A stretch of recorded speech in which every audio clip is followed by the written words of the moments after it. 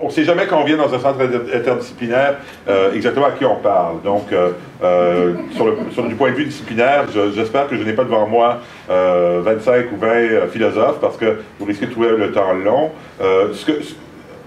De l'autre côté, ce que je fais moi-même en tant que philosophe politique, parce que c'est ma discipline, disons, d'origine, c'est de repasser un peu à travers les grands moments, disons, du traitement par la philosophie politique, et la philosophie politique, surtout, disons, d'allégeance anglo-saxonne.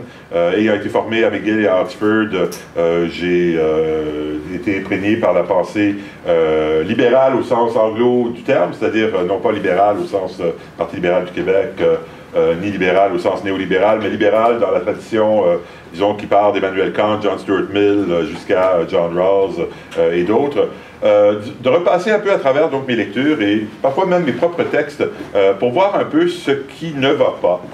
La raison qui fait que, après avoir pensé à ces questions pendant 2 et presque maintenant 3 décennies, j'ai l'impression que la philosophie politique a du mal encore à cerner adéquatement l'idée de culture et l'importance que la culture a, disons, dans une vision plus large d'une société juste. Alors, j'en suis arrivé à un constat que je vais exposer, disons, au fil de ma présentation. Je voudrais partir par contre donc ma conférence s'appelle « Le multiculturalisme par le bas ». Le mot multiculturalisme, on le sait, et on n'a pas besoin d'être seulement au Québec pour le savoir, est un terme autour duquel plane énormément de confusion.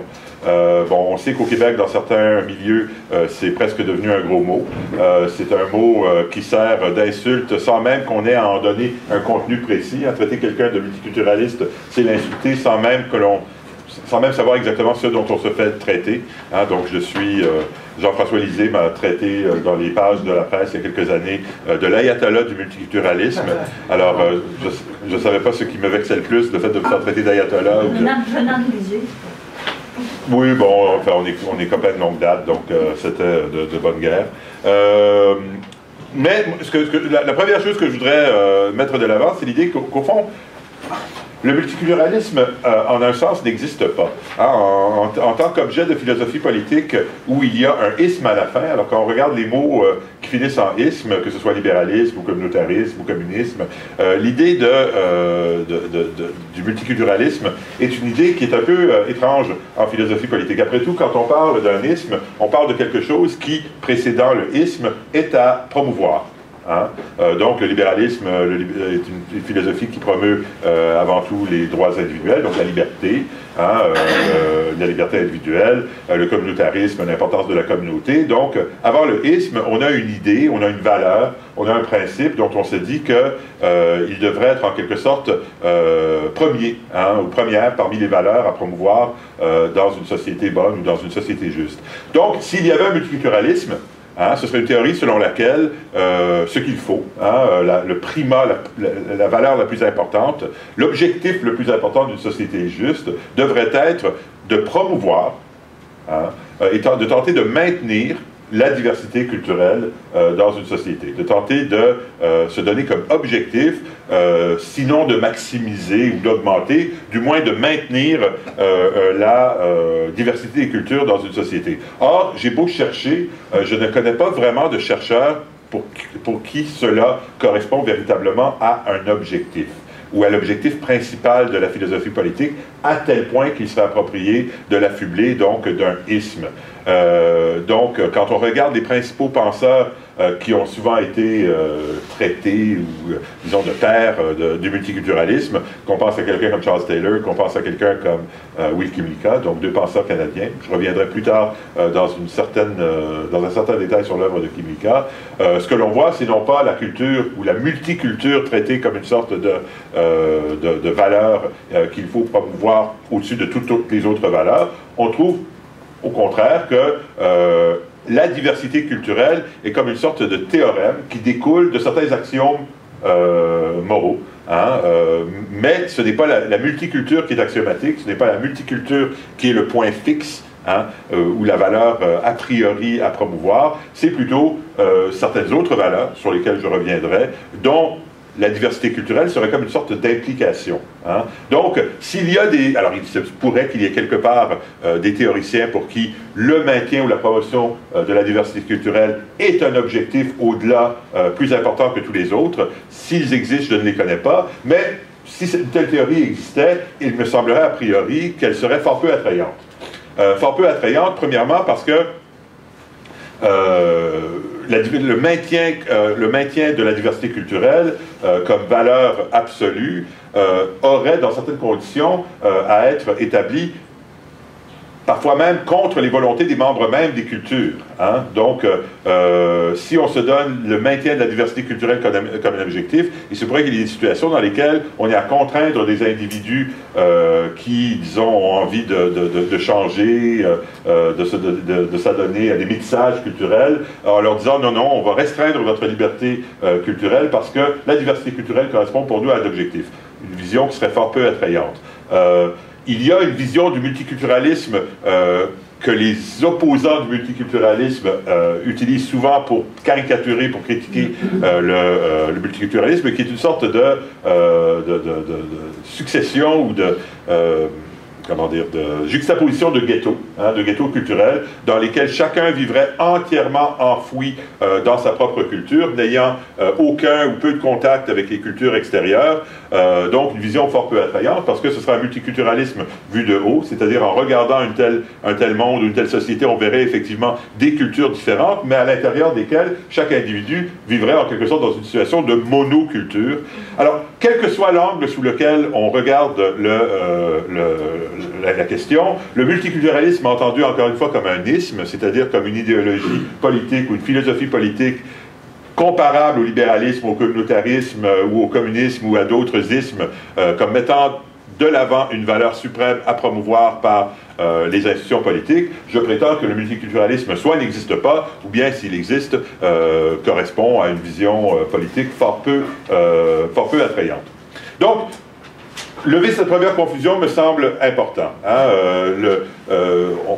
On devrait peut-être trouver une autre manière d'exprimer l'idée de multiculture, hein, que par le fait de lui affubler un isme, la multiculturalité ou la multiculture, quelque chose du genre. Alors, le premier point que je voulais amener, donc, j'ai oublié de me donner, vous allez me faire la discipline du temps, là, parce que je voudrais quand même qu'il y ait du temps pour la discussion. Dites-moi quand j'en suis à peu près à 40-45 minutes. Amène-la. Ah, OK.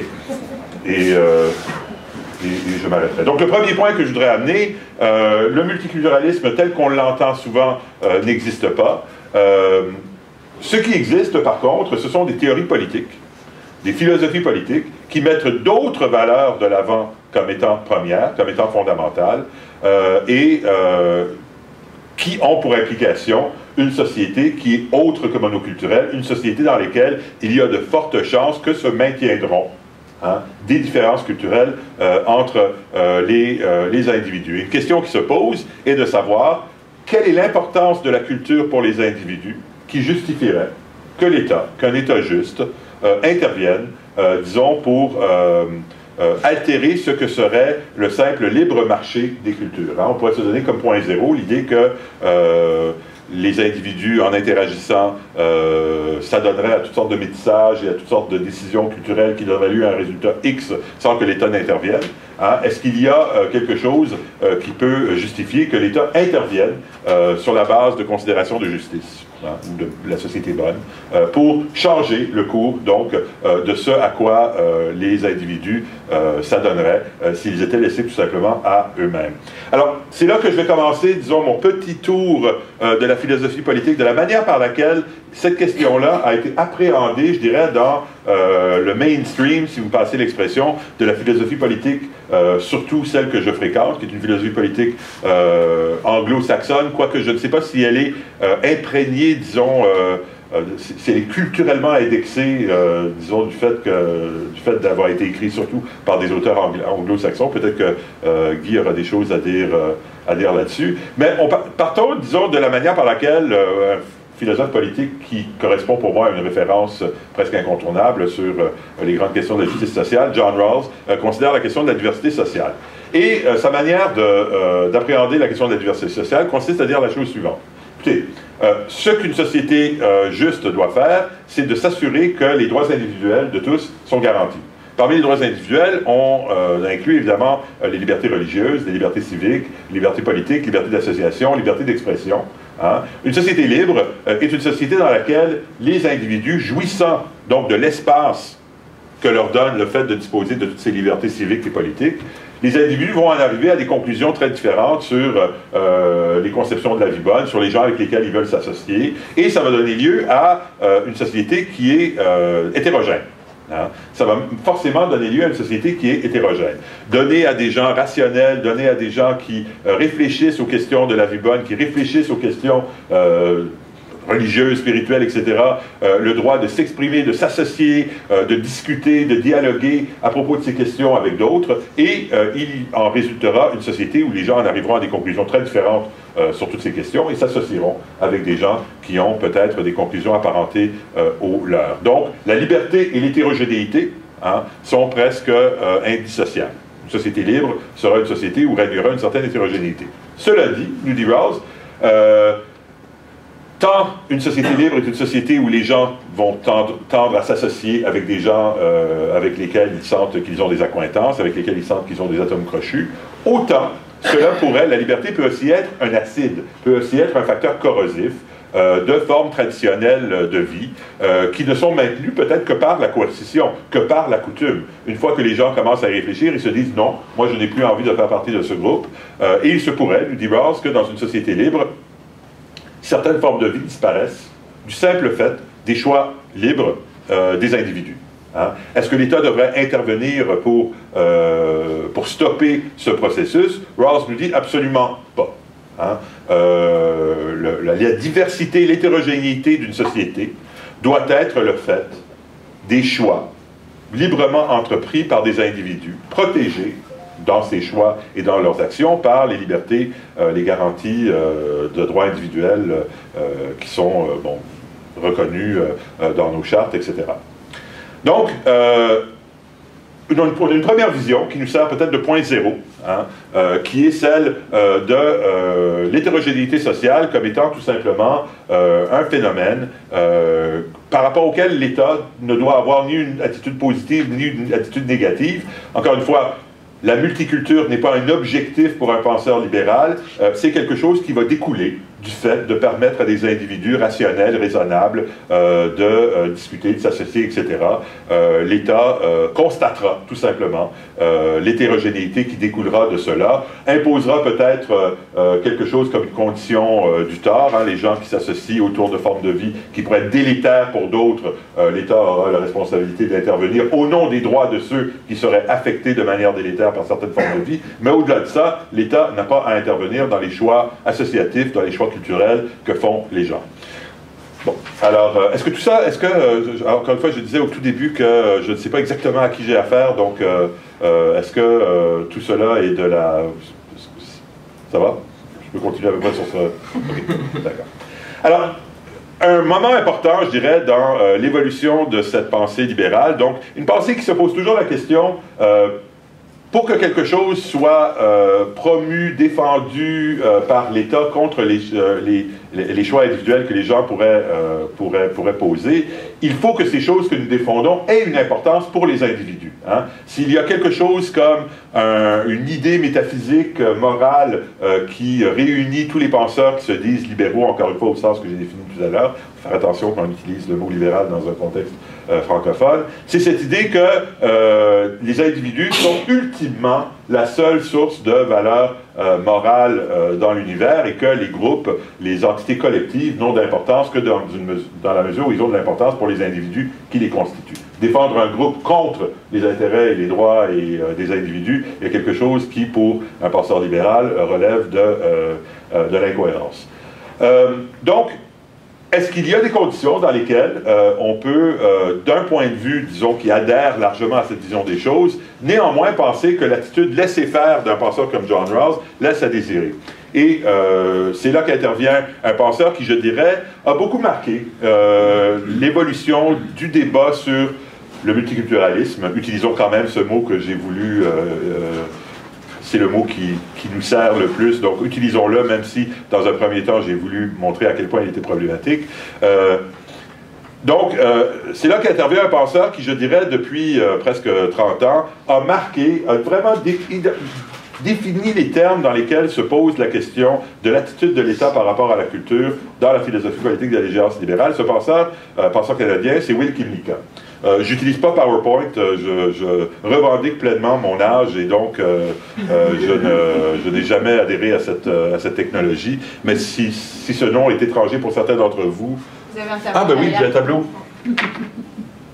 Il y a une magnifique expression dans les universités anglophones, quand on dit qu'un prof n'utilise pas la technologie, on dit un prof « chalk and talk ». Alors, c'est pas une craie, mais je suis définitivement un professeur chalk and talk. Alors, pour ceux qui ne le connaîtraient pas,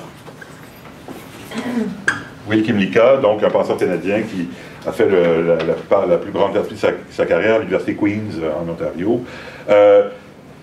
Kymlicka va complexifier la vision des choses qui nous est présentée par Rawls en faisant un constat qui est au fond très simple, très élégant et quand il est présenté, comme je le ferai, assez intuitif, assez plausible à première vue. Il va dire la chose suivante. Écoutez, un penseur libéral, c'est quelqu'un qui va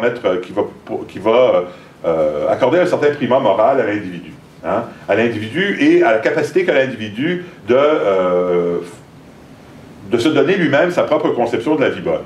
Hein, donc, on remonte à des penseurs comme John Stuart Mill, hein, l'individu qui serait en quelque sorte l'artisan de sa propre vie et par rapport auquel l'État a la responsabilité de lui donner du moins l'espace à l'intérieur duquel il peut essayer de se constituer sa propre conception de la vie bonne. Une de mes expressions préférées de la pensée classique libérale, c'est celle de John Stuart Mill. Il faut que l'on permette aux gens suffisamment d'espace pour qu'ils puissent se livrer à des experiments in living, des expériences de vie.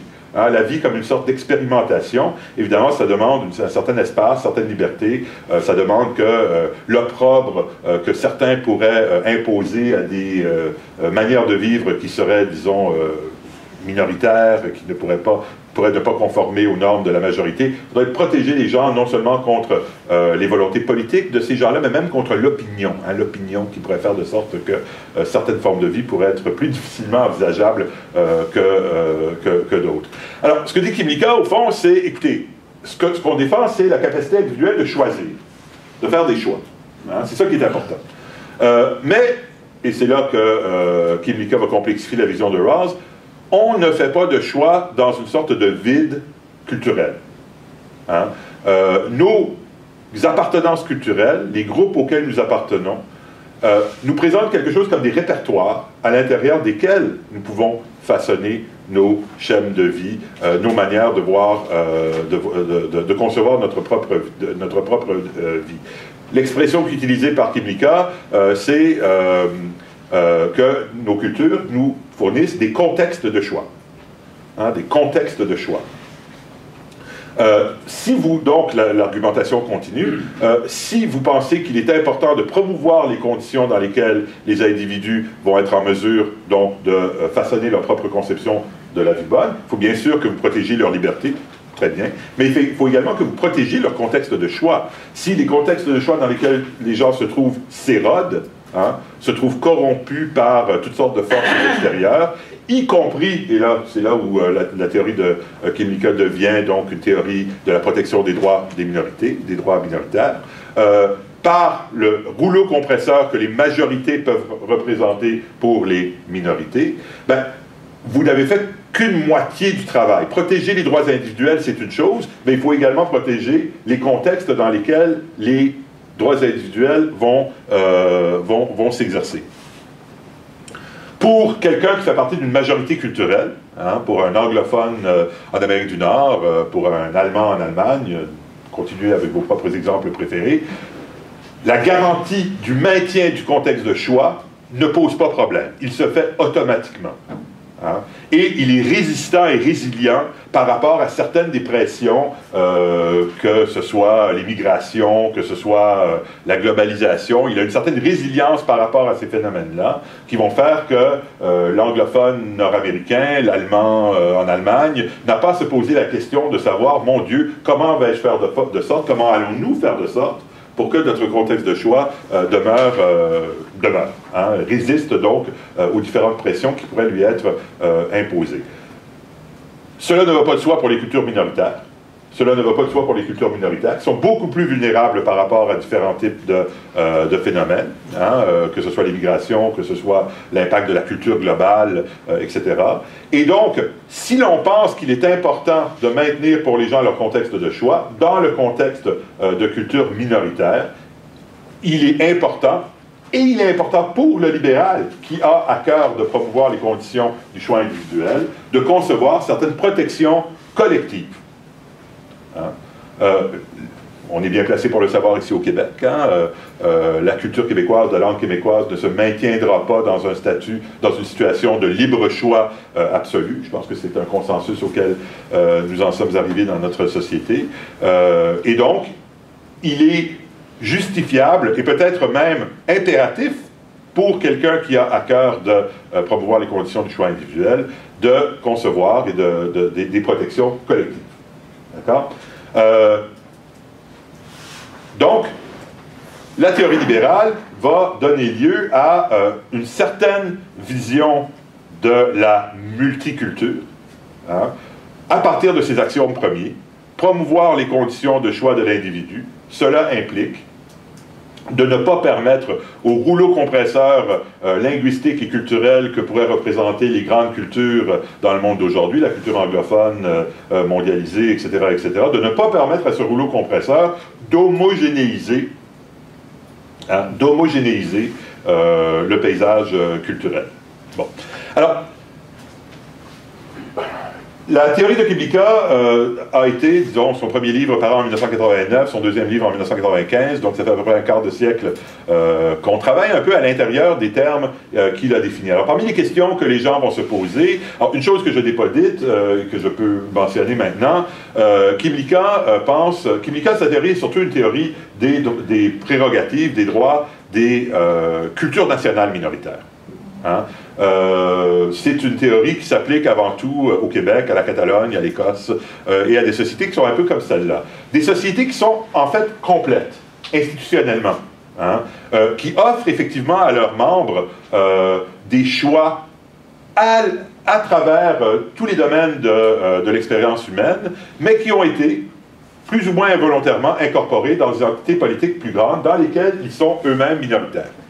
Alors, un des reproches qu'on a adressé à la théorie de Kublika, et c'est un reproche que je lui ai moi-même adressé, c'est est-ce que les prémices de la théorie et ses conclusions sont vraiment apparentées l'une à l'autre? Une fois qu'on dit qu'au fond, protéger les conditions de choix d'un individu, c'est protéger les cultures à l'intérieur desquelles, qui lui offrent en quelque sorte des possibilités, gamme de choix, etc., est-ce que cela n'a pas des applications qui sont plus larges que simplement la protection des cultures nationales minoritaires, ou des groupes nationaux minoritaires? Selon Kublika, seules ce qu'il appelle les cultures sociétales, donc des cultures qui sont, encore une fois, comme je le disais il y a un instant, institutionnellement complètes, offrant aux individus une pleine gamme de choix à travers toutes les facettes de l'expérience humaine, sont à même de rencontrer la condition première que j'ai indiquée, c'est-à-dire vraiment d'offrir aux individus des conditions pour l'épanouissement individuel. Il me semble que, quand on regarde encore une fois, et c'est un peu le thème là, que j'espère, disons, dans la deuxième moitié de ma présentation, va commencer à transparaître, quand on regarde la manière par laquelle les gens vivent leur vie culturelle par le bas, plutôt qu'à travers, disons, des catégories philosophiques un peu a priori, on se rend compte que les choses sont beaucoup plus compliquées. Hein? La vie culturelle d'un individu est effectivement peut-être la vie qui lui est donnée du fait d'être un Québécois vivant au Québec en 15. Mais c'est aussi peut-être le fait de vivre dans une certaine municipalité, c'est peut-être le fait également d'adhérer à une certaine religion, etc., etc., etc. Hein, la vie culturelle des gens n'est pas faite uniquement de leur adhésion à une culture sociétale, est faite de leur adhésion à toutes sortes de types de groupes, et peut-être que les applications de la théorie de Kimika vont donc beaucoup plus loin que simplement la protection des cultures nationales, des cultures de minorités nationales. C'est un reproche qui lui a été adressé, et parmi d'autres, et là je vais rentrer peut-être dans la deuxième partie de ma présentation, la critique que que j'essaie de formuler à son endroit, en est une qui touche à une autre facette de la théorie de Kimika, qui est un peu la manière de se représenter la relation de l'individu à sa culture. Il me semble, et c'est sur ce point que je vais développer la deuxième partie de ma présentation, que cette vision des choses, et encore une fois, c'est une vision des choses qui, si j'insiste dessus après 25 ans, c'est parce qu'elle a tellement marqué profondément notre manière de penser à ces questions-là en philosophie politique. Il me semble qu'elle est marquée par deux dimensions, deux propriétés, que je nommerais, premièrement, une certaine vision statique, hein, des cultures, et une vision également marquée par une certaine extériorité de l'individu par rapport à sa culture. Et je m'explique sur ces deux points. Pour caricaturer un peu, mais juste un tout petit peu, vraiment juste un tout petit peu, la manière par laquelle Kimika justifie, du point de vue d'une philosophie politique libérale, d'accorder une certaine importance aux cultures, c'est de dire, écoutez, on n'exerce pas notre agentivité, pour utiliser un terme un peu laid, mais qui est celui que nous avons en français pour rendre compte du terme anglais agency, le fait d'être un agent, le fait d'agir. Hein. J'ai perdu le fil de ma pensée. Donc, oui. Comment elle justifie l'importance? L'importance pour l'agentivité de la culture, c'est en disant, écoutez, on n'exerce pas notre agentivité dans le vide, nos cultures nous donnent quelque chose comme un répertoire de choix, un contexte de choix. Hein. L'image qu'on pourrait en tirer, c'est que les cultures sont un peu comme des menus, hein, au restaurant, et les conditions de l'agentivité humaine exigent que nous soyons dotés de menus qui soient relativement consistants, où il n'y a pas juste des desserts, mais également des plats principaux et des hors-d'œuvre. Fin d'analogie, surtout sur l'heure du midi, c'est dangereux de trop faire d'analogie gastronomique. Quand on y réfléchit, il y a quelque chose de plausible là-dedans. Hein? C'est sûr que, habitant en 2015 dans une société développée, moderne comme le Québec, il y a certains choix qui s'imposent de manière beaucoup plus réaliste à moi pour exercer mon agentivité que d'autres. Hein? Je peux être un prof de philo et de droit dans une culture comme la mienne. Beaucoup plus difficile de penser que les manières d'être de moine moyenâgeux, hein, pourraient être un choix plausible pour moi, ou que certains choix qui pourraient être plausibles dans des sociétés très différentes puissent se présenter de manière plausible pour moi. Donc il y a une certaine plausibilité à cette vision de la culture menue. Par contre, ce qu'elle met de côté, sur le premier point sur lequel je voudrais insister, c'est que notre agentivité se manifeste non pas seulement par les choix que nous faisons à l'intérieur du menu que notre culture nous propose, mais se manifeste également par la manière que nous transformons notre culture elle-même. La culture n'est pas seulement une condition de choix, elle est également un objet de choix. Hein? Les cultures, et c'est quelque chose que Kimika, d'un certain point de vue, reconnaît. Hein? Il reconnaît que les cultures évoluent, hein? Et il ne pense donc pas que les États devraient faire de droit collectif des outils politiques permettant de maintenir des cultures dans une sorte d'éther inchangeante. Par contre, ce que sa vision de l'agentivité culturelle des individus lui interdit de rendre compte de manière adéquate, c'est le fait qu'en tant qu'agents, hein, nous agissons à l'intérieur de nos cultures plutôt que simplement de prendre de ces cultures des choix que ces cultures nous présenteraient. Une partie de ce que c'est que d'être un agent, c'est de modifier, d'interpréter, et par ces interprétations, hein, de faire de notre culture quelque chose d'abord de vivant, mais quelque chose également de changeant. Hein? Si les cultures changent, c'est parce que les individus les changent et ne les voient pas simplement comme des répertoires statiques d'options. Hein? Donc, une des dimensions de la théorie Kymlicka, dont nous avons eu du mal à nous extraire, je pense, hein, c'est qu'elle ne nous permet que difficilement de penser ce que j'appelle dans d'autres de mes écrits l'agentivité culturelle. L'agentivité culturelle. Le fait que nous sommes non seulement des agents dans nos cultures, mais nous sommes des agents de nos cultures, pour utiliser une distinction qui, j'espère, sera claire. L'extériorité dont je parle, donc une vision statique, les cultures, on a du mal à se représenter à travers les outils que nous donne Kymlicka ce par quoi les cultures changent. Elles changent par les choix que font les individus, par les interprétations que les individus font de ces cultures et par les transformations que ces interprétations occasionnent. Une autre dimension, et c'est peut-être au fond la même chose que de parler du caractère statique et de parler du caractère extérieur, la vision de la culture comme un simple répertoire de choix représente la culture comme étant quelque chose un peu d'extérieur à moi. Je suis un agent, et à partir de mon agentivité, je sélectionne les options qui me sont présentées, plutôt que de voir la culture comme quelque chose qui conditionne mon agentivité, qui fait de moi le type d'agent que je suis. Il me semble, encore une fois, quand on lit, quand on met de côté nos livres de philo, puis qu'on se met à lire de l'ethnographie et de l'anthropologie, chose que j'ai commencé à faire davantage pour des raisons que je vais indiquer dans un instant ces dernières années, on se rend compte que cette vision extérieure de la culture et de l'agentivité pose problème. Hein, pose problème. Nous ne sommes pas des agents qui choisissons des systèmes culturels, nous sommes des agents fortement formés par nos cultures. Alors, il me semble que cette vision un peu statique et extériorisante de la relation entre l'individu et la culture nous interdit d'appréhender à leur juste valeur certains phénomènes et certains débats que nous avons eus dans la société québécoise et ailleurs me semblent difformés, me semblent mal constitués du fait d'adhérer implicitement à cette vision des choses. Je vais vous donner un exemple qui nous ramènera peut-être un peu, tout ce que je vous raconte est peut-être un peu abstrait, ramenons-le un peu sur Terre en utilisant un exemple qui continue de nous occuper ici au Québec. Pensons au débat sur le voile. Hein, pensons au débat sur le voile islamique. Une autre implication d'une théorie comme celle de Kymlicka consiste à dire la chose suivante. Certains d'entre vous qui me suivez encore, j'espère que vous me suivez tous à peu près encore, pourriez me dire, écoutez, comment est-ce que Kymlicka répondrait à quelque chose comme l'objection suivante?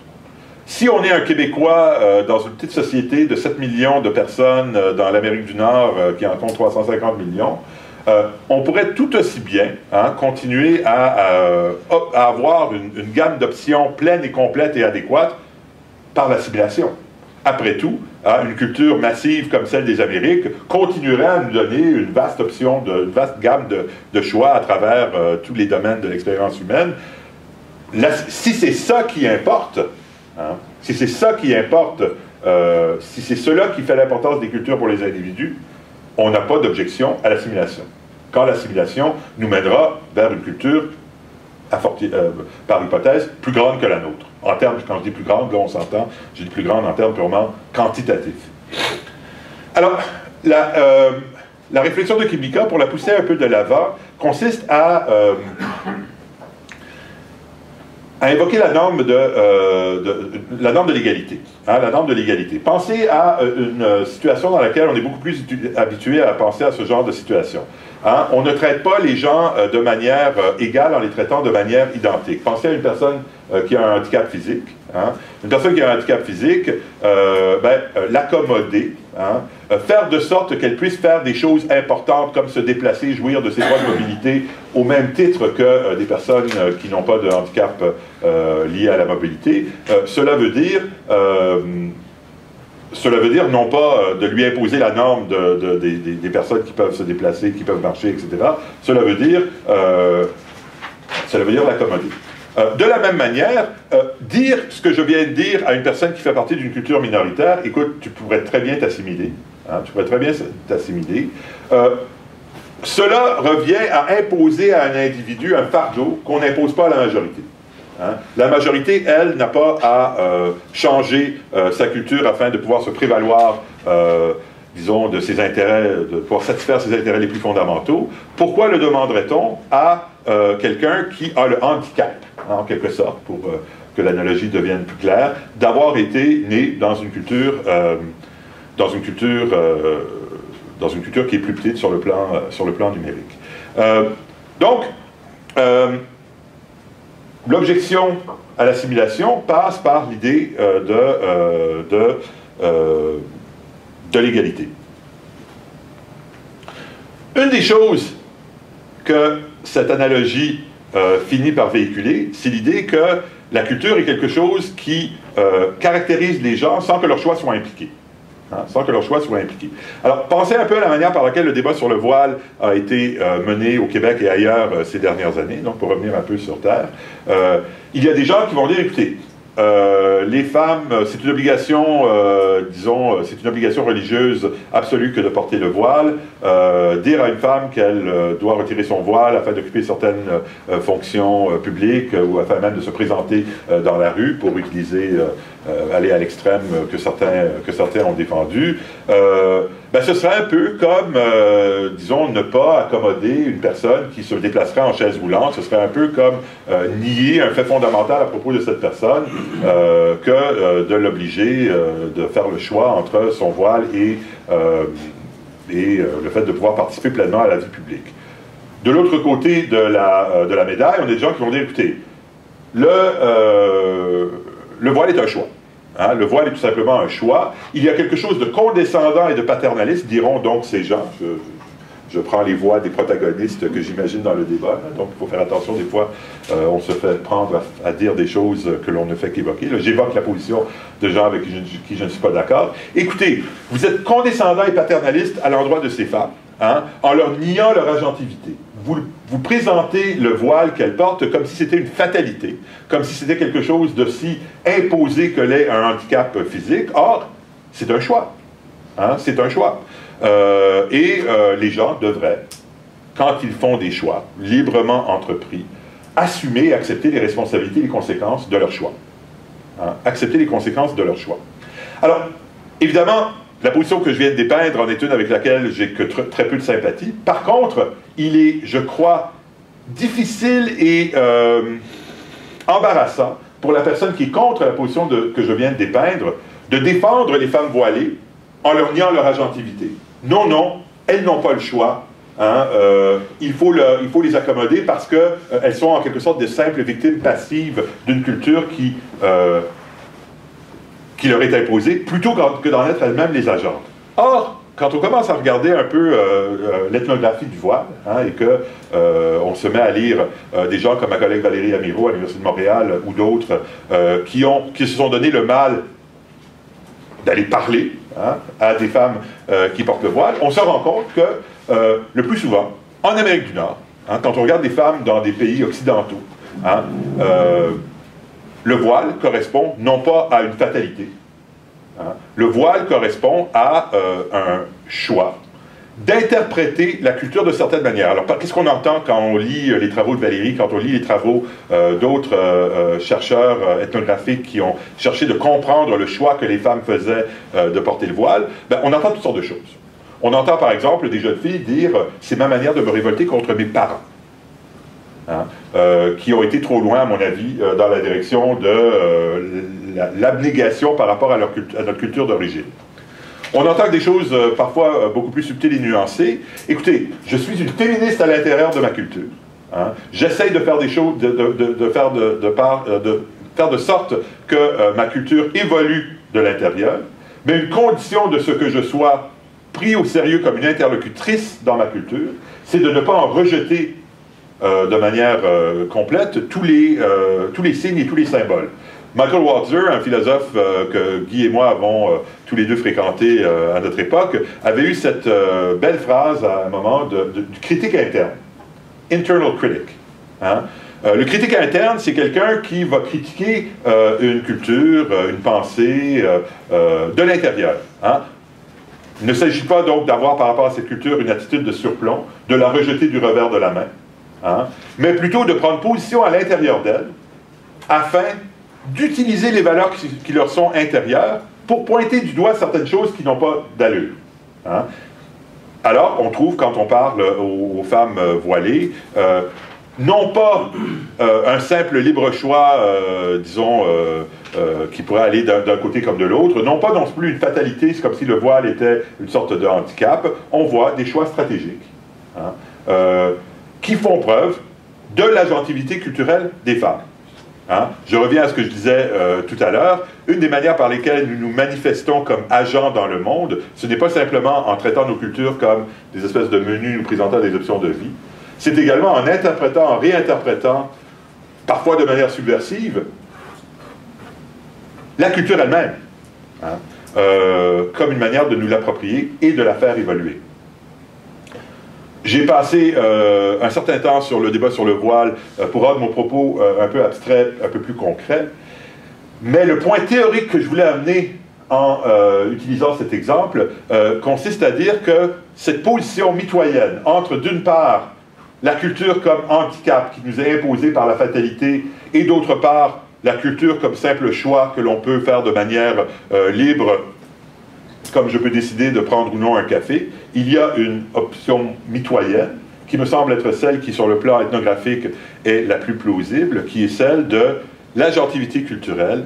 Hein, voir notre culture non pas comme quelque chose qui nous est imposé, ni comme quelque chose par rapport auquel on peut avoir des attitudes purement subjectives et volontaristes, mais comme une sorte de matériel par lequel nous travaillons notre agentivité et de ce fait par lequel nous travaillons les cultures elles-mêmes. Alors, j'ai dit que je voulais m'arrêter au bout d'à peu près 45-50 minutes, donc à moins que la montre de Guy n'avance de manière... Guy, est-ce que ta montre fonctionne à peu près correctement? Il me semble qu'il nous faut un nouveau départ qui représente la relation entre l'individu et la culture d'une manière un peu différente, d'une manière qui accepte un peu donc l'idée que la relation culture-agentivité doit être pensée un peu de la manière que je viens de le faire. Comment procéder? Comment procéder? Je voudrais peut-être terminer dans les dernières 5 ou 6 minutes que je prendrai avant de passer à la discussion. Je voudrais changer complètement de registre. Alors, j'ai dit au fond, ce que j'ai dit au fond, c'est une sorte de mea culpa disciplinaire, Guy appréciera, le mea culpa disciplinaire du philosophe, qui a parfois peut-être un peu trop tendance à voir et à interpréter ce qu'est un agent, et donc la valeur qui se rattache à l'agentivité, d'un point de vue un peu a prioriste et philosophique, ne tenant peut-être pas suffisamment compte de ce que l'ethnographie, ce qui revient au fond à dire parler aux gens, nous apprend sur l'agentivité, et en particulier sur la relation agent-culture. Alors peut-être que nous pouvons apprendre quelque chose de penseurs ailleurs qu'en philosophie, qui ont un peu pensé à la question de l'agentivité. Là, je voudrais passer peut-être terminer ma présentation en réfléchissant un peu avec notre collègue et ami Gérard Bouchard. Gérard, comme vous le savez tous et toutes, a proposé, c'est un fait qui attendait une théorie, hein, que le Québec se distingue dans sa manière de gérer la diversité culturelle, en n'étant pas une société multiculturelle, mais en étant une société marquée plutôt par l'interculturalisme. Quand je dis que c'est un fait qui attendait une théorie, je veux dire que nous utilisions les mots hein, avant de savoir exactement de quoi ils retournaient. Et Gérard nous a rendu de très grand service de nous proposer hein, une interprétation de ce qui était au départ qu'une simple affirmation. Hein. Qu'une simple affirmation que certains pluralistes québécois utilisaient parce que d'un côté, ils aiment bien la diversité culturelle, d'un autre côté, se faire taxer de multiculturalistes canadiens dans le climat politique québécois actuel, c'est se faire reléguer au banc des personnes qui sont parlables, et donc l'interculturalisme, ça va-tu? Oui, ça va aller. Mais on n'avait pas vraiment de théorie de l'interculturalisme. Et Gérard nous en a proposé une, d'abord dans ses travaux à la commission Bouchard-Taylor, et de manière beaucoup plus complète et exhaustive dans les essais, et ultimement dans le livre qu'il a produit il y a à peu près 2 ans sur l'interculturalisme. Alors, le livre est un ouvrage de sociologue. C'est quelqu'un, Gérard est un sociologue, et en tant que sociologue, c'est quelqu'un qui appréhende dans un premier temps la question de la diversité culturelle et des relations entre les minorités culturelles et les majorités par le bas. Hein, encore une fois, pour reprendre le thème de mon exposé, plutôt que par une sorte de surplomb théorique. Mais je voudrais relever une ambiguïté dans... je ne sais pas si tous ont lu le livre de Gérard. Alors, le livre de Gérard, essentiellement, consiste à dire que la différence, en étant extrêmement rapide avec un livre qui a énormément de nuances et énormément de subtilité, le livre de Gérard consiste à dire la chose suivante. Le multiculturalisme, alors, je pense qu'il travaille avec une vision très caricaturale du multiculturalisme canadien, mais essentiellement, l'idée est que le multiculturalisme cautionne le cloisonnement. Cautionne le cloisonnement entre les cultures, alors que l'interculturalisme, lui, est une théorie qui constate que, de fait, dans une société libre, les cultures vont avoir tendance à s'interpénétrer, hein, et à se modifier du fait de leur contact. La culture majoritaire comme la culture minoritaire, comme les cultures minoritaires. Hein. Sociologiquement, il est impossible d'imaginer une société à peu près décente, là, à peu près libre, dans laquelle le contact entre les gens n'est pas porteur de changements de ces cultures. Et parfois des changements qui sont... qui ressemble à des non-changements. Un exemple qui n'est pas celui de Gérard, mais que j'utilise souvent dans ces contextes, dans mes cours, est celui des, pour ceux d'entre vous qui, c'est peut-être moins une réalité de Québec, certainement une réalité de certains quartiers montréalais, on dit souvent que les Juifs ultra-orthodoxes qui habitent, disons, entre le Mile End et Outremont à Montréal, sont des gens qui, entre guillemets, vivent comme s'ils étaient encore dans un village polonais du 18e siècle, avec des habits de l'époque, parlant le yiddish, hein, etc. Et moi, ce que je dis aux gens, c'est, écoutez, là, si vous voulez voir des vraies figures de la modernité, ce sont ces gens-là. Le fait qu'ils vivent en plein cœur, hein, d'un des plus grands centres urbains du Canada, qu'ils sont entourés par des hipsters d'un côté, des bourgeois d'Outremont de l'autre, des immigrants portugais de l'autre, ça n'a pas échappé à leur attention. Hein. Ils ont des yeux et des oreilles et ils en sont conscients. Hein. Vivre comme ils le font, hein, ce n'est pas quelque chose comme simplement de se laisser couler dans une culture vieille de plusieurs siècles qu'on ne remet en question. C'est à peu près le geste le plus volontariste que l'on peut poser. C'est une réaction stratégique à la culture qui les entoure. C'est une modification de cette culture. Jamais il n'y a eu une orthodoxie aussi orthodoxe que celle des Juifs ultra-orthodoxes quand ils vivaient dans leur shtetl de Pologne. Si j'avais le temps de développer le point, et je ne l'ai pas, je vous dirais que l'ultra-orthodoxie est une modification réactive à la culture environnante plutôt que d'être une véritable orthodoxie. Donc, je reviens à Gérard.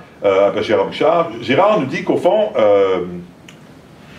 l'interculturalisme, qu'est-ce que c'est? C'est l'acceptation du fait que, premièrement, les cultures, en interagissant, vont se modifier les unes les autres, et que dans une culture où il y a, alors, sociologue, il nous dépeint toutes sortes de cas de figure possibles de minorité-majorité, hein, de rapport minoritaire-majoritaire. Le Québec est un de ces cas de figure où il y a une culture majoritaire qui est numériquement très importante, avec beaucoup de groupes minoritaires qui l'entourent. Sociologiquement, il y a fort à parier, hein, que la culture majoritaire exercera une sorte de force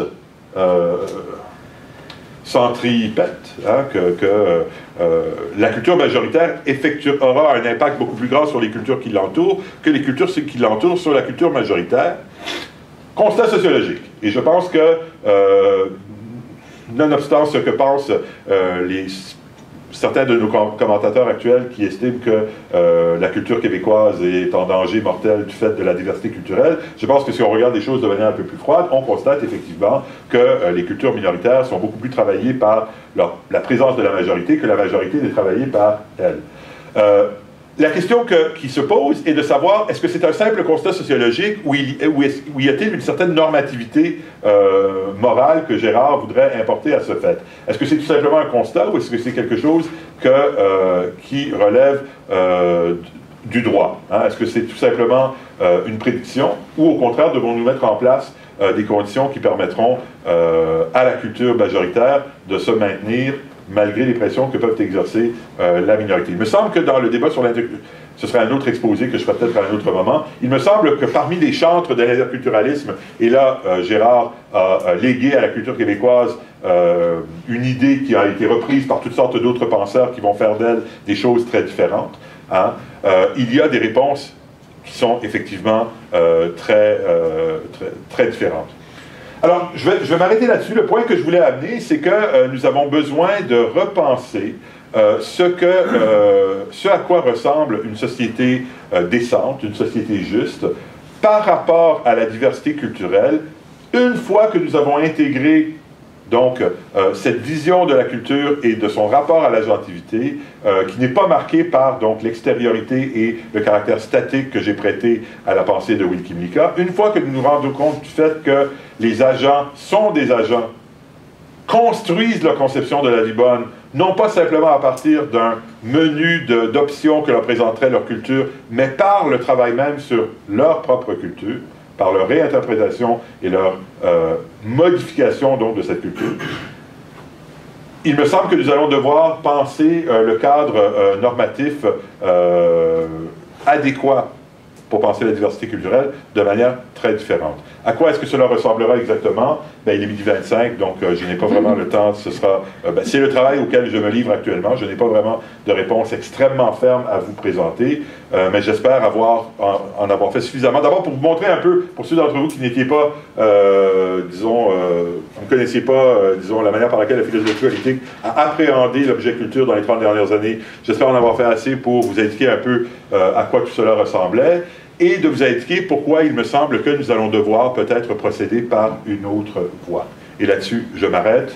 Merci beaucoup de votre attention. Merci.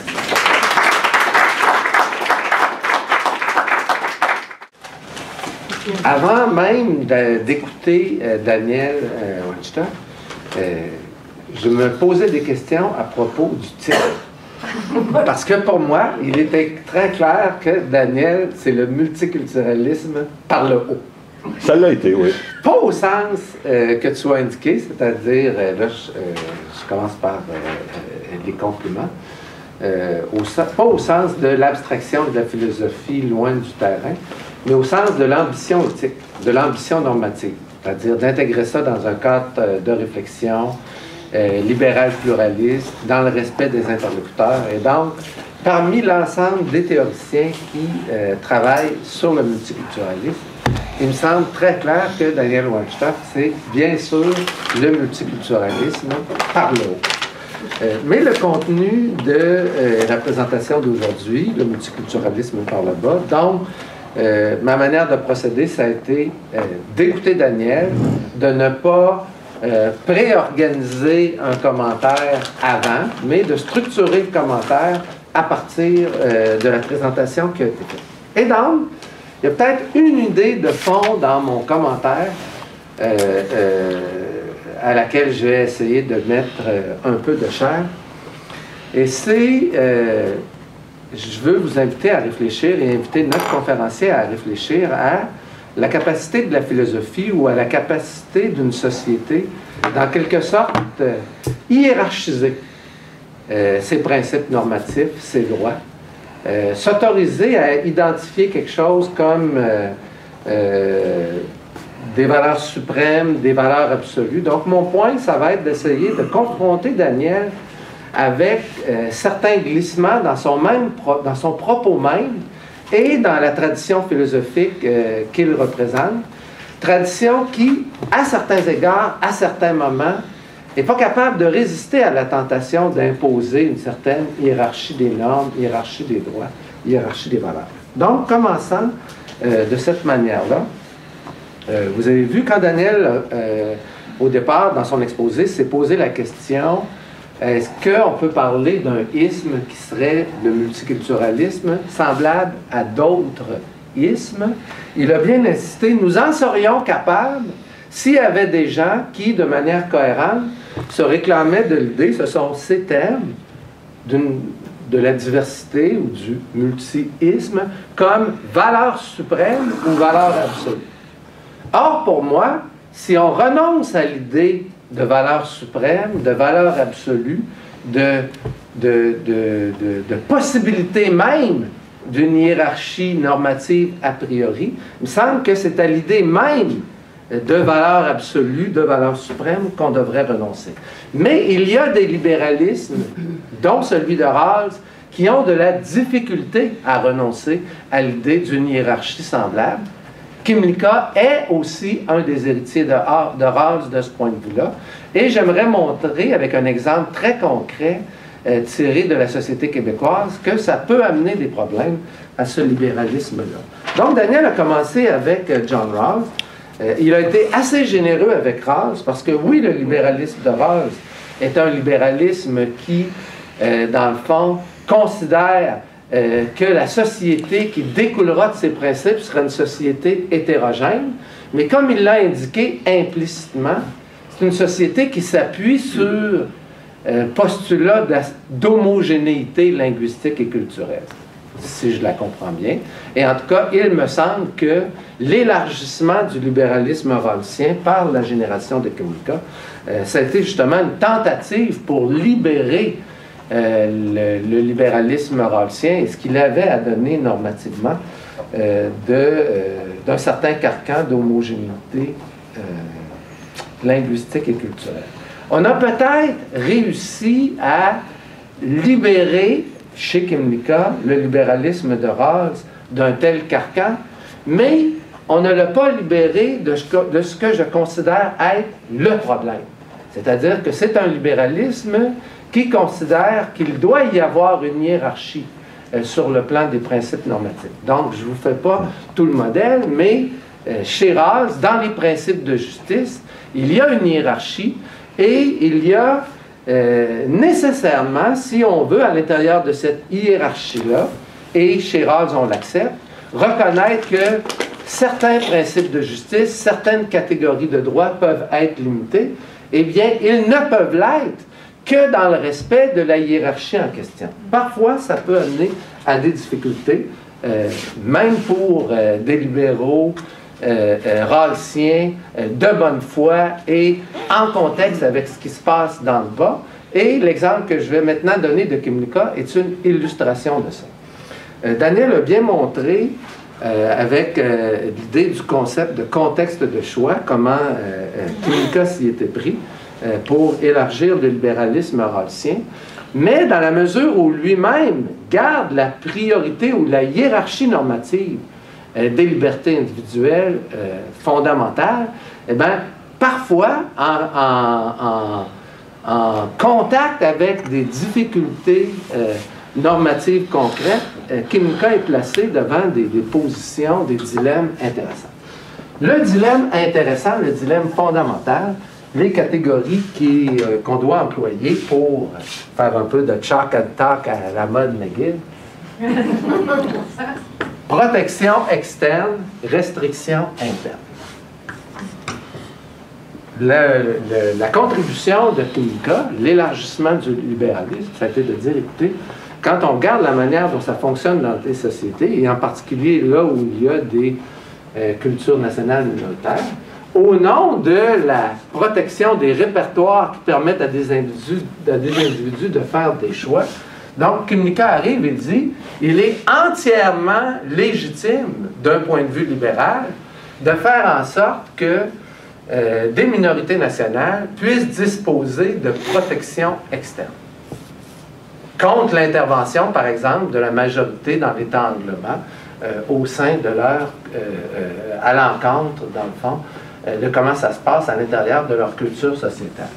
Cependant, Kymlicka change d'attitude quand vient le temps des restrictions internes que des cultures sociétales pourraient mettre à l'intérieur de la capacité des choix des individus, des citoyens au sein de la culture sociétale en question. Prenons un exemple très précis, très concret de ce que Kymlicka reconnaît lui-même comme étant une restriction interne. Pour ceux d'entre vous qui vivez au Québec et qui ont à un moment donné à se demander qu'est-ce qui va se passer pour la fréquentation scolaire de leurs enfants, pour ceux d'entre vous qui êtes à peu près dans une situation comme la mienne, vos enfants ne peuvent pas aller à l'école publique de langue anglaise au Québec. comme je l'ai enseigné souvent à Calgary et ailleurs, je suis entièrement libre d'envoyer mes enfants à l'école anglaise à Oxford. Je suis entièrement libre de payer 25 000 $ pour que mes enfants aient à l'école anglaise à Montréal. Mais, merci, mais je ne peux pas envoyer mes enfants à l'école anglaise subventionnée au Québec. Cela, ça s'appelle une restriction interne. Parce que, comme Rawls, il travaille à l'intérieur d'une tradition qui installe la prépondérance de la hiérarchie des libertés fondamentales comme principe éthique supérieur, valeur suprême, valeur absolue. Dans sa philosophie, Kimmnicka est incapable de présenter une justification normative forte pour l'existence de restrictions internes semblables. Et il me semble, j'utilise cet exemple-là à l'intérieur de mon temps, que cette incapacité-là est, dans le fond, le talon d'Achille des libéraux déontologiques à la Rawls, à la Kimmnicka, et donc je serais curieux d'entendre le point de vue de Daniel là-dessus. Je termine en 1 minute avec l'exemple que Daniel a employé à la fin. Il me semble que justement, dans le multiculturalisme libéral ou le libéralisme multiculturaliste et l'interculturalisme que propose Gérard Bouchard, pas encore de manière complète, mais ce que fait Gérard Bouchard avec son concept d'interculturalisme, qu'on n'a pas encore suffisamment approfondi normativement, c'est d'être à la recherche d'identifier quelque chose qui serait une justification normative forte dans une société pluraliste pour être capable de défendre ici et ailleurs sans trembler que c'est quelque chose qui est cohérent à l'intérieur d'une position libérale dans le contexte de la société québécoise au 21e siècle que de défendre le principe, la légitimité normative de quelque chose comme des restrictions internes semblables. Le multiculturalisme libéral ne le fait pas. L'interculturalisme par le bas de Gérard Bouchard ne le fait pas encore parfaitement, mais nous sommes en train de cheminer peut-être pour le trouver. Et avec Daniel et vous aujourd'hui, j'espère qu'on va progresser encore maintenant et dans les prochaines semaines et mois pour y arriver. Continuons à discuter du multiculturalisme par le haut et par le bas avec Daniel Weinstein. Merci.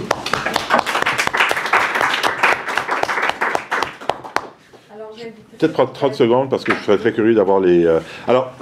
oui, sur la question de... Alors, la distinction que Guy a présentée entre restrictions externes et entre protection externe et restriction interne est effectivement importante et c'est un des points sur lesquels Kimmnicka patine beaucoup. Il y a un petit texte de Kimmnicka dans lequel, en fait, il défend les restrictions internes en matière scolaire, mais en les transformant en protection externe. Il dit essentiellement, écoutez, l'anglais, au fond, le rouleau compresseur de l'anglais en Amérique du Nord et dans le monde de plus en plus, c'est quelque chose qui nous vient de l'extérieur. Et donc, de dire à des gens à l'intérieur qu'ils ne peuvent envoyer leurs enfants qu'à l'école française, à moins que les conditions qu'on connaît, c'est en fait une restriction externe. Il me semble que, effectivement, c'est une manière de sauver les apparences, parce que je pense que dans ses intuitions profondes, Will est quelqu'un qui veut que les Québécois puissent continuer à vivre en français, mais tu as raison, que disons, son propre cadre normatif lui impose de faire énormément de patinage artistique pour y arriver. Le point plus important sur lequel, c'est pas un point sur lequel... Mais parlons-en quand même. Il y a deux manières, il me semble, de justifier il y a plusieurs manières de les justifier, mais il y a deux manières qui pourraient être audibles dans un cadre très largement libéral. Il y en a un qui est peut-être pas suffisamment mis de l'avant. Il y a une manière de justifier, peut-être qu'ultimement, ce sont plus des questions de rhétorique et de stratégie que de justification philosophique profonde. Une manière de défendre nos lois linguistiques consiste à dire « nous devons nous protéger de vous ». Hein? Vous êtes... Pas vous, là. Votre français me fait penser que... vous êtes un danger. Hein? On est bien content de vous avoir ici. Hein? Vous êtes bien gentil. Mais on veut quand même se protéger de vous. Une autre manière de le faire consiste à dire que la capacité des gens qui vivent au Québec, quelles que soient leurs origines, de pouvoir participer à la construction, la reconstruction et la re-reconstruction d'une culture québécoise moderne en mutation constante passe par la nécessité de pouvoir maîtriser son principal outil de construction qui est sa langue. Hein? Et donc, il me semble que c'est une manière, du moins sur le plan de la rhétorique plus, disons, inclusive, de justifier une loi linguistique, consiste à dire que ça nous prend un outillage commun pour construire quelque chose de commun. Je crois qu'il y a peut-être plus que simplement un argument de simple rhétorique. Je pense qu'il y a quelque chose de plus fondamental à justifier les restrictions scolaires par la voie de ce qu'elles représentent de commun, plutôt que par la voie du danger. Mais je ne voudrais pas abuser de mon temps. Parfaitement d'accord avec l'idée que il nous va falloir continuer à réfléchir disons, à continuer l'approfondissement de l'idée de l'interculturalisme qui n'en est pour l'instant qu'à, disons, ses balbutiements. Si on prend le livre de Gérard comme étant, disons, quand on regarde tous les développements qui ont été issus d'un livre comme celui de Kimlicka ou d'un livre de Rawls, par rapport au livre de Gérard, on n'en est qu'au tout début, là, et je pense qu'il mérite au Québec que nous nous y attardions encore davantage. Alors, j'inviterai l'assistance à pouvoir poursuivre cet échange, poser des questions, intervenir. On a été interpellés sur plusieurs points, beaucoup de questions. Oui, il y avait deux mains qui se sont levées dans ce coin-ci avant la mienne. Avant? Oui. Laquelle était la première? La première était Abdelwahid. Vous allez tous passer, je suis sûr. Excusez-moi. Merci Daniel, c'est toujours un plaisir de t'entendre. J'ai eu le plaisir de t'entendre à McGill, où on avait collaboré, enfin on était ensemble sur un même panel il y a longtemps. Je serais très intéressé de t'entendre un petit peu plus sur la question de la gentilité culturelle, parce que c'est une notion qui m'interpelle beaucoup en ce moment justement au Québec. Et dans un article que j'ai publié il y a quelques mois, je propose plus la notion de subjectivation, de subjectivation culturelle. Ouais. Donc cette idée non pas de subjectivation, mais l'émergence d'un sujet individuel, mais d'un sujet justement culturel. Mais cette idée de subjectivation culturelle n'est venue non pas en lisant Rawls ou Kimlicka ou Weinstock, mais plus en lisant un philosophe que tu connais probablement mieux que moi, parce que je ne suis pas philosophe, quelqu'un comme Hans-Georg Gadamer et sa notion de tradition et d'autorité. Et je trouve qu'il avait amené, il a beaucoup travaillé ces idées-là, en vérité et méthode, où l'autorité, la véritable autorité, c'est cette autorité qui n'a pas besoin du monde autoritaire pour s'imposer. Il ne parle pas de culture, il parle de tradition, c'est là où vient ma question. Que la tradition a une autorité qui est légitime, et que cette autorité est véritable et légitime parce qu'elle n'a pas besoin de moyens répressifs, qu'elle n'a pas besoin d'un mode autoritaire pour s'imposer, qu'elle s'impose d'elle-même et qu'elle s'impose parce que le sujet est libre de puiser ce qu'il veut dans cette tradition-là. Et pas seulement ça, comme dirait Ricard, c'est la tradition ne vit que par la grâce de l'interprétation. Et c'est donc cette interprétation qui fait que le sujet est un sujet, parce qu'en interprétant la tradition, non seulement il épuise le sens et les guides pour l'action dont il a besoin, mais c'est grâce au sujet que la tradition est vivante. Et donc, ma question, dans la façon dont tu utilises la notion de culture, et par moment, même si je sens que tu es assez éloigné de ta mère probablement, mais j'ai l'impression qu'il y a une proximité conceptuelle entre la notion de culture et de tradition. Est-ce que je me trompe? Non, certainement, il y a des auteurs... non, j'ai pas d'a priori. D'ailleurs, Chuck serait très heureux d'entendre cette question, hein, lui qui a tenté de nous pas de nous imposer, mais de nous faire apprécier l'importance d'un penseur comme Gadamer. Je pense qu'il y a quelque chose de fécond là-dedans, mais il y a beaucoup de voix qui... un des penseurs qui a été important pour moi lorsque j'ai commencé à essayer de m'intéresser de manière un peu sérieuse à dire des choses un peu moins bêtes et superficielles sur le voile que ce que l'on en dit parfois, c'est un penseur comme Talal Assad. hein, qui, bon, est très gadamérien. Une autre rencontre qui a été déterminante pour moi, c'est une postdoc, j'ai une postdoc encore actuellement qui travaille avec moi, qui est israélienne, qui travaille sur les droits linguistiques, mais qui a aussi eu la très bonne idée, en plus de se doter d'une thèse de philosophie politique de Oxford, d'avoir un diplôme de linguistique. Et très gentiment, ce qu'elle m'a dit, c'est, écoute, vous savez, vous les philosophes, là, vous avez absolument, quand vous parlez de droit linguistique, vous parlez d'un objet que vous ne comprenez absolument pas. Hein? Encore une fois, on a une vision, un peu comme l'aquiliculture, on a une vision des langues comme étant un peu là, des boîtes noires. On ne sait pas trop ce qui se passe dedans, mais on essaye de défendre le périmètre, sans savoir trop ce qui se passe à l'intérieur. Et elle m'a beaucoup... Une des choses auxquelles je me suis intéressé ces derniers temps, c'est l'agentivité culturelle par le biais de la langue. Hein, par le biais de la langue. Et je pense que ce que vous dites, une autorité qui est imposée de manière non coercitive, qui est reconnue comme une autorité, mais une autorité qui est enabling, comme on dit en anglais, qui permet l'agentivité. L'exemple de la langue est parfait. Bon, la langue française, on est bien placé pour le voir. Pensez d'abord un peu au ridicule consommé que représente l'Académie française, qui est une tentative véritablement de faire une autorité qui serait plus une autorité législative, presque, une autorité juridique, plutôt qu'une autorité culturelle. Bon, tout le monde s'en moque un peu, là, quand l'Académie française dit que la bonne utilisation de tel mot, c'est X, bon, on opine du bonnet, puis on continue à faire un peu ce qu'on continue à faire. La créativité linguistique des humains est quelque chose sur lequel je pense que les philosophes auraient intérêt à s'intéresser. Parce qu'on a un bel exemple là.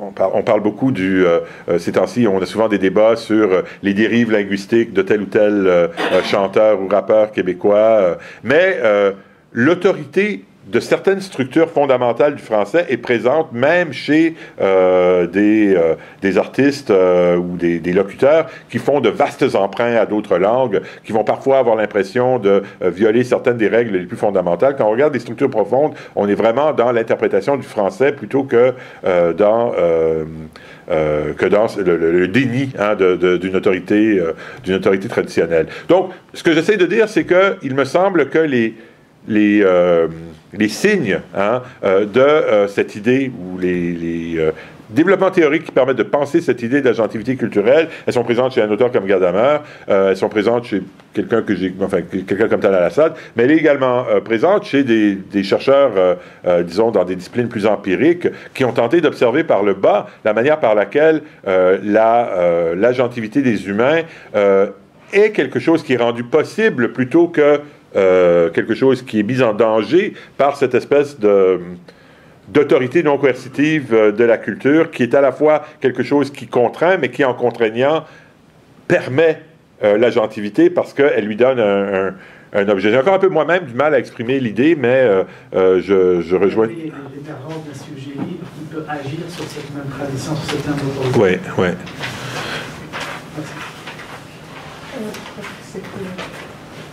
Excusez-moi de sortir un petit peu de la boîte noire universitaire, descendre un petit peu sur... Bon, vous avez parlé que le concept, le mot interculturel est arrivé dans l'univers québécois avec Robert Bourassa. Et M. Bouchard arrive 35 ans plus tard pour théoriser là-dessus. Est-ce que la difficulté de restriction interne, on va prendre les termes de M. Laforêt, est-ce que l'anxiété à travailler là-dessus pour les théoriciens n'est pas d'essayer d'anticiper avant que la réalité existe, plutôt que de témoin de la réalité puis de pouvoir théoriser après? Est-ce que vous pourriez dire... Non, il faudrait vous... Dans la mesure où M. Bouchard, 35 ans, le concept d'interculturalité qui est arrivé dans l'univers, on dit ça lui a pris 35 ans à arriver à théoriser. Est-ce que les restrictions internes, ça ne pourra pas être une anxiété typique de théoricien qui est loin d'une... tentant d'anticiper sur une réalité qui n'existe pas. Là, et on est en train d'expérimenter sur différentes expériences. Un des penseurs que Guy et moi avons tous les deux fréquenté, Hegel, disait que The Owl of Minerva, La La chouette de Minerve. Ne transformer en vol qu'à la tombée du jour. Voilà, qu'à la tombée du jour. Donc, le philosophe est toujours un peu celui qui, les choses s'étant produites, regarde et essaie de les interpréter. Et je pense qu'il y a quelque chose de cela.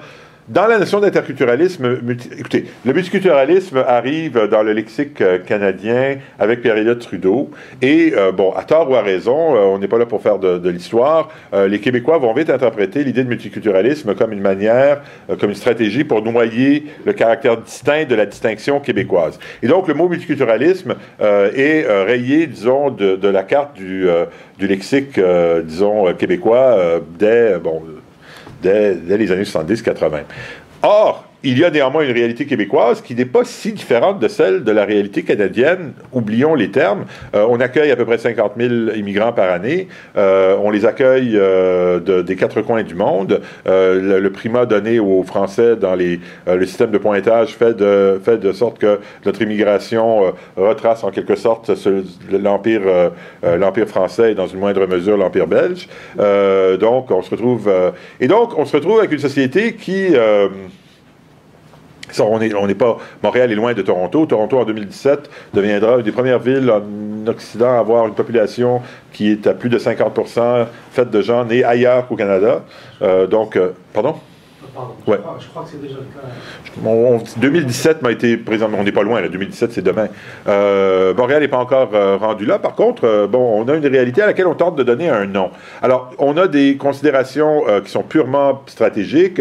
On veut nommer quelque chose dont le nom le plus naturel correspond à une idéologie qui est vue comme étant hostile complètement aux intérêts du Québec. Donc, alors quand je disais qu'on a inventé un nom avant de développer une théorie, je le pense vraiment, là, que si vous aviez demandé à quelqu'un il y a 10-15 ans ce qu'était de l'interculturalisme, on n'aurait pas vraiment la réponse un peu étoffée que Gérard nous a permis d'avoir depuis après une dizaine d'années.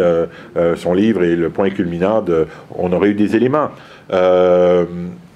Donc, je suis pas sûr que... Oui, je pense que la philosophie politique essaye de... Comment dire? Elle n'est pas là pour créer la réalité. Elle n'est pas là pour... interpréter. Voilà. Très bien. Je vous comprends très bien.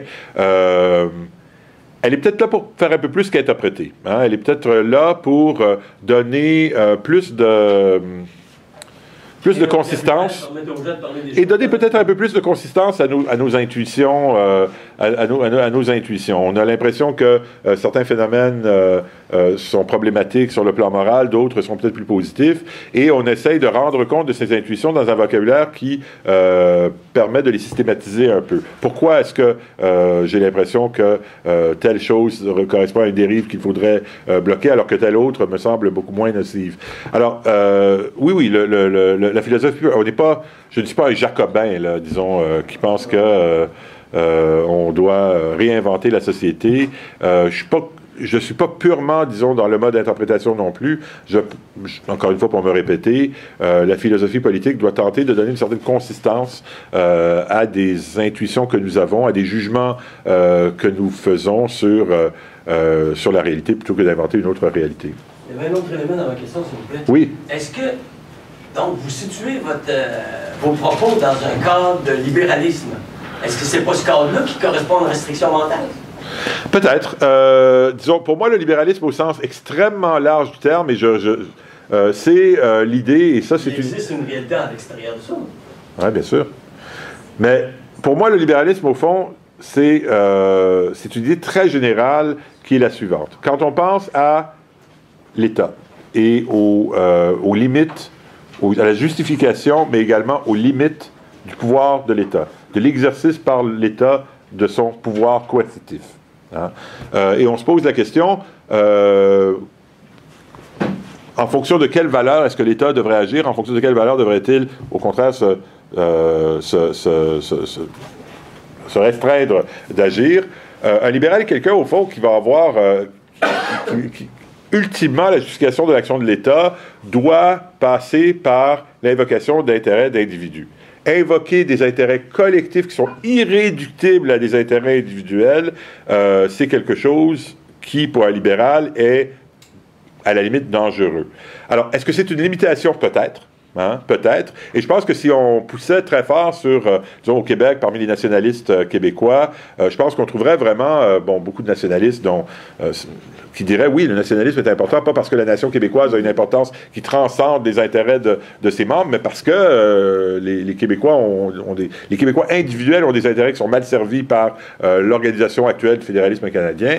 D'autres qui vont peut-être donner une importance transcendante, une importance irréductible aux individus, à la nation avec un N majuscule. Pour moi, au fond, disons, dans une dernière analyse, utiliser le terme libéral dans son acception la plus large, c'est de dire que même le nationaliste catégorie 1 est un libéral. C'est quelqu'un qui va, dans une ultime analyse, justifier l'action de l'État par les intérêts des individus. C'est pas une restriction mentale au sens où je suis capable d'entendre ceux qui pensent qu'on devrait pouvoir justifier l'action de l'État. Avec l'appui de 60% de la population comme Evo Morales.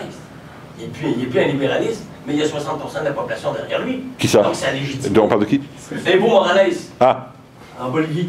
Il y a l'appui de 60% de sa population, mais l'intervention de l'État pour lui, ça ne se situe pas dans une perspective libérale. Effectivement. Mais est-ce que 60% de la population, ça ne légitime pas son action?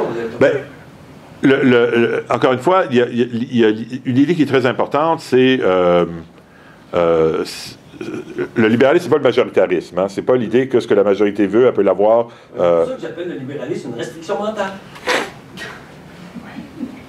On va peut-être passer à une autre question pour assurer que la prise de parole soit la plus équilibrée possible. En fait, une question, une petite précision.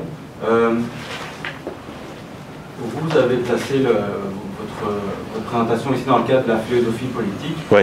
Et l'objectif, si j'ai bien compris, pour vous, c'est de trouver des critères qui répondent à la nécessité d'une société juste. Et la société juste elle-même doit être de différentes façons. Mais le débat sur le multiculturalisme etc. se pose aussi dans la vie de tous les jours, dans le hic et nunc pour les politiciens et les politiciennes qui sont dans le quotidien. Ouais. Et j'ai l'impression que pour eux, ce débat répond à des exigences différentes. C'est-à-dire idéalement, j'imagine, ils aimeraient bien pouvoir trouver une réponse qui apporte une société juste. Mais dans l'immédiat, je crois qu'ils veulent d'abord trouver une société en paix, et parfois de façon très cynique, d'essayer aussi d'instrumentaliser le débat. Ouais. Là, je pense à la victoire de la CAQ ou de la DQ en 2008, je pense à la charte des valeurs du Québécois. Et comment est-ce que vous voyez l'articulation du débat sur ces trois notions dans le débat politique actuel, qui se situe aussi, j'ai l'impression, pas seulement dans la protection plus tellement dans la protection d'une culture nationale par rapport au fédéralisme canadien, mais dans la protection de cette culture nationale face à des minorités culturelles qui sont vues, pour des raisons que moi j'arrive pas très bien à comprendre, comme menaçantes.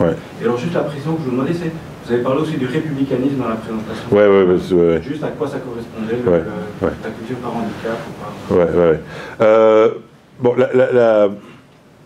Pour la première question, c'est une excellente question, et je suis entièrement d'accord avec vous que on peut identifier, disons, trois types de postures. Il y a la posture qui est la mienne, qui est celle d'un philosophe politique, qui essaie de penser. Quand j'utilise le mot juste, c'est un terme très large. Hein. On pourrait également la société bonne, décente, convenable. Pensons à quelque chose comme un idéal. Un idéal qui n'est pas une utopie, on n'est pas dans le jacobinisme là, mais disons, avec les gens qu'on a maintenant, comment est-ce qu'on peut façonner une société qui est à peu près respectueuse de tous ses membres? Ça, c'est le registre du philosophe qui, j'espère, n'est pas complètement étrangère à celle du politique.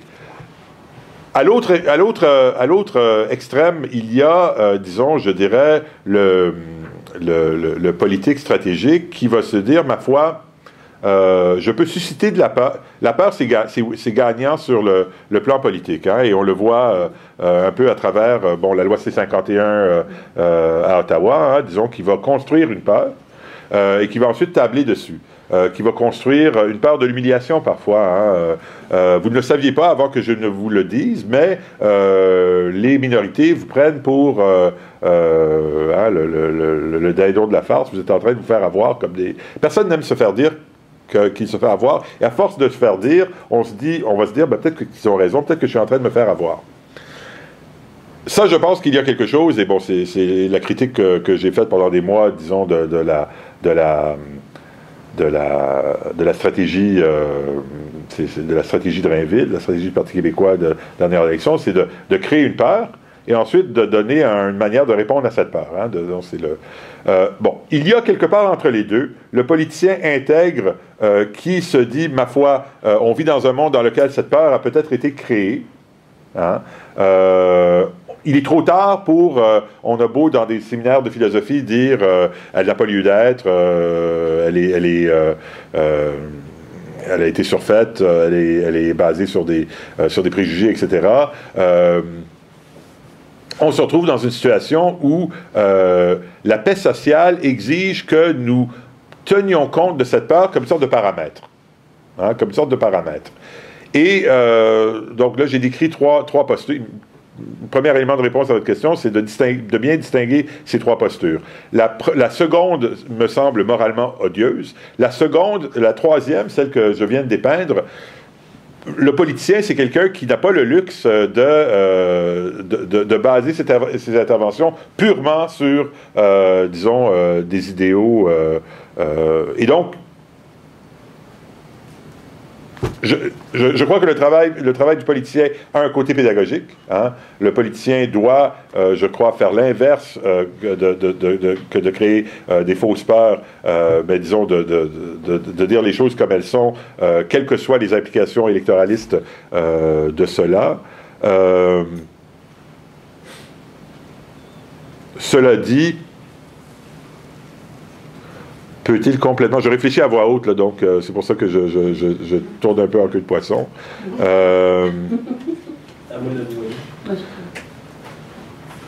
Une question qui se pose, et disons-le de manière extrêmement terre à terre. Hein.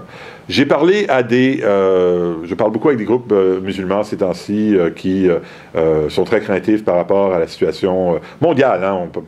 Le Québec c'est l'Autriche vient de voter des lois là où je pensais qu'on était dans le navet ou en lisant, mais c'est terrifiant là. Vous regarderez les lois autrichiennes qui ont été votées. Au Québec, on est encore un peu dans la petite bière et qui disent les choses suivantes. Écoutez, nous là. J'ai entendu à une certaine époque la même chose venant de groupes gays au moment où on avait le débat sur le mariage gay. Peut-être qu'on aurait intérêt à accepter certaines contraintes hein, et ne pas revendiquer notre plein droit par peur, dans l'état actuel des choses, telles qu'elles sont en 2015, de ne pas susciter un truc encore pire. Hein? En termes de réaction. Ouais. Et c'est sûr que c'est horrible à entendre, hein, d'entendre d'une minorité, de groupes minoritaires, écoutez, là, on est prêt à dire à notre monde, écoutez, là, peut-être qu'on devrait mettre un peu d'eau dans notre vin, accepter certaines restrictions qu'on voudrait nous imposer, parce que si on ne les accepte pas, et si on se met au niveau du principe, on risque d'attirer une fougue encore plus importante, un populisme encore plus... cette situation, je la trouve horrible, je la trouve intenable, mais je peux comprendre qu'à la fois des membres de ces groupes minoritaires-là et parfois des politiciens se disent, écoutez, là, il faut jouer le court terme en pensant au long terme. Et peut-être qu'en poussant trop fort sur, disons, le pur respect des... c'est horrible à y penser. Et dans le cas je me rappelle d'avoir eu le débat avec des partisans du mariage homosexuel en se disant on va attirer la fougue de tous les rednecks, etc. Peut-être qu'on devrait un peu mettre... En fait, compte, ils ont eu tort. Hein, le passage du mariage gay au Canada, un an plus tard, personne ne se rappelait de la raison pour laquelle on pensait que c'était à ce point problématique. Les peurs qu'on avait de susciter une sorte de réaction étaient surfaites. Le sont-elles dans ce cas-ci? Je ne le sais pas. Pour ce qui est du républicanisme, je préférerais... on pourrait peut-être prendre 2 minutes, ce serait tout un autre exposé.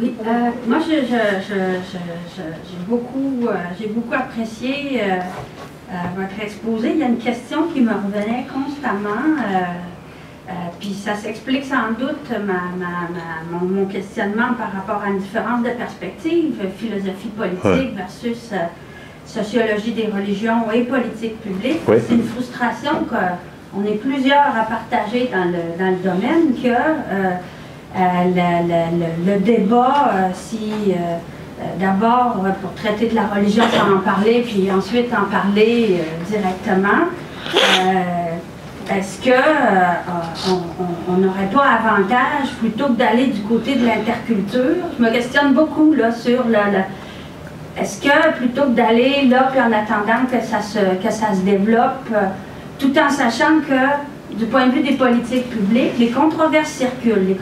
Moi, ce que je sais depuis 20 ans d'analyse des politiques publiques en matière religieuse, c'est que ça vient rarement de circonstances internes ou de développement interne, c'est des controverses qui circulent.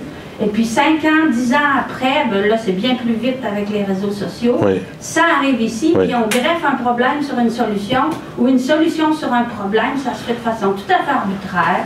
Je pourrais parler oui. Longuement là-dessus. Ma question c'est, oui.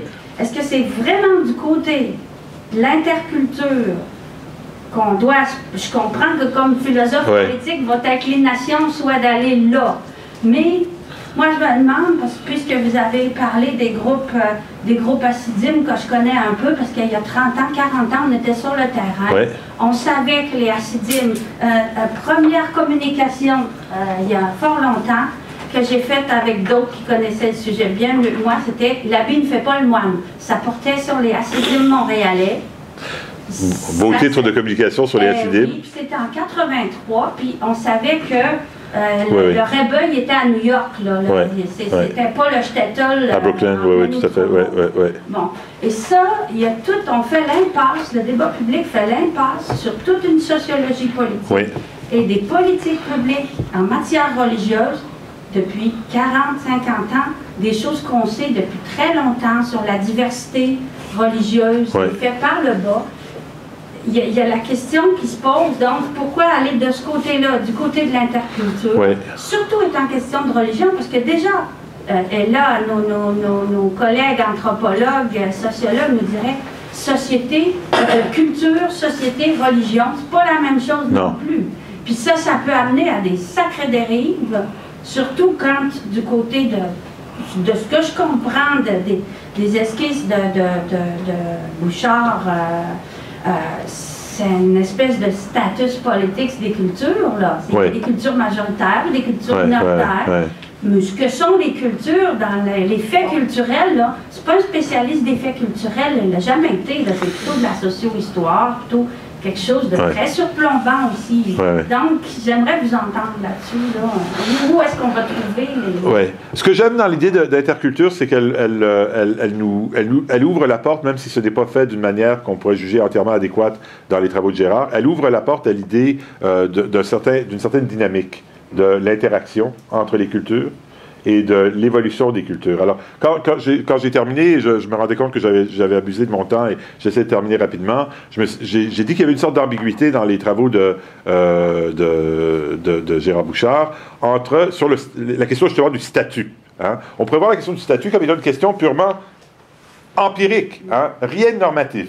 Hein. On est au Québec dans une société où effectivement, il y a à peu près 5 modèles de différentes permutations qu'il pourrait y avoir entre minorité et majorité, et le Québec correspond à un de ces modèles-là. On a une culture qui correspond à 75%, 80% de la population, et d'autres cultures qui sont, disons, mises sur le plan numérique, lourdement minoritaires par rapport à elles. On peut prévoir, et encore une fois, rien de normatif là-dedans, que simplement par les dynamiques qui se mettront en place quand les cultures interagiront librement, que l'impact de la culture majoritaire sera beaucoup plus important. Et on ne fait aucun constat. On ne fait que constater, on ne tire aucune conclusion normative. Il me semble que parfois chez Gérard, il y a quelque chose de plus. Hein? Il y a une sorte de normativité larvée, hein, qui dit que non seulement c'est un fait, mais c'est bien. Hein? Et là, on pourra en débattre. Hein? Comme toute proposition normative, elle est ouverte au débat. Mais pour revenir à votre question, il me semble que, disons, au moins, on a une proposition dans le paysage des idées et des idées québécoises qui met l'accent sur, disons, le fait que les cultures, en interagissant, se modifient, se changent, que ce n'est pas la fin du monde, et voilà. Donc, je voulais pas, et je voudrais pas que vous ayez l'impression, j'ai écrit 2-3 textes dans lesquels je critique, je pourrais vous les envoyer si vous voulez, là, le modèle précis que Gérard présente, mais il me semble que ça a l'avantage par rapport aux produits plus philosophiques que ça introduit l'idée d'agentivité culturelle est audible dans ce cadre-là, alors qu'il est peut-être un peu moins dans un cadre libéral. Une autre chose que vous avez dite en passant mériterait là qu'on réfléchisse énormément. Il y a une hypothèse, je crois, qui était présente dans les travaux de beaucoup de nos auteurs là, qui vont Rawls 70, Kimlicka qui en hérite, qui est que l'évolution de la sécularisation des sociétés occidentales continuerait sans obstacle, hein, que la privatisation de la religion serait quelque chose qui continuerait, et que donc placez-vous dans un contexte des années 70 au Canada. Hein. Pourquoi est-ce que le multiculturalisme naît? Bon, peut-être qu'il y avait donc une intention machiavélienne de la part de Trudeau de noyer le caractère distinct du Québec, mais il y avait essentiellement la commission Laurando-Dutton qui avait parlé des deux cultures. Il y avait des Ukrainiens puis des Polonais extrêmement politiquement organisés dans les prairies qui se sont dit « et nous ». Hein? Et donc, on invente l'idée de multiculturalisme. Bon, c'est un peu potted history, là, comme on dit en anglais. Mais ce sont les groupes ethno-culturels qui sont religieux seulement dans un 2e, 3e, 4e ou 5e temps, qui s'agitent un peu et font naître cette idée du Canada comme une société multiculturelle. Je pense que l'essor ou la robustesse disons, des appartenances religieuses et je parle pas seulement, l'islam nous sert souvent d'exemple, mais c'est pas seulement l'islam, hein, quand on regarde les États-Unis et même chez nous, là, le développement des christianismes évangéliques, l'idée que les religions allaient peut-être pas disparaître, mais très gentiment se privatiser de sorte qu'on n'ait pas à en tenir compte dans la philopolitique, cette idée-là, je pense qu'on peut la laisser de côté pour l'instant, mais on ne s'est pas vraiment donné des moyens de réfléchir au caractère distinct de la religion. Donc, vous avez entièrement raison qu'une hypothèse simplificatrice qui était présente dans mon travail, j'en suis conscient, et c'est quelque chose que j'essaie d'aller au-delà de ça, c'est de plaquer un peu religion sur culture. Hein? De plaquer un peu religion sur culture. Je défendrais cette assimilation dans une certaine mesure parce qu'il me semble que parfois, nous avons trop tendance à déculturaliser la religion. Hein, à faire de la religion une pure histoire de croyance, hein, de thèse. Être chrétien, ça veut dire croire A, B, C, D, E. Être juif, ça veut dire croire G, H, I, J, K. Alors que les religions sont des pratiques. Hein, une sorte de protestantisation de la religion en philosophie politique qui consiste à l'internaliser, à l'intellectualiser et à la transformer en un ensemble de thèses que je voudrais résister. Et donc, il y a quelque chose dans la culturalisation de la religion que je revendiquerais.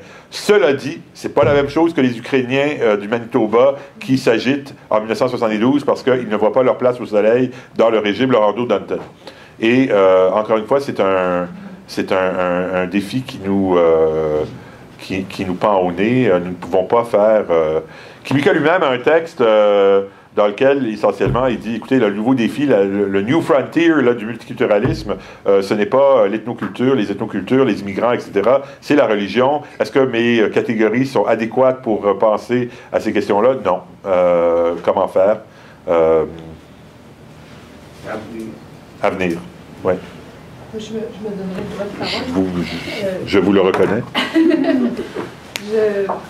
Je vous ai écouté avec énormément d'attention et d'intérêt.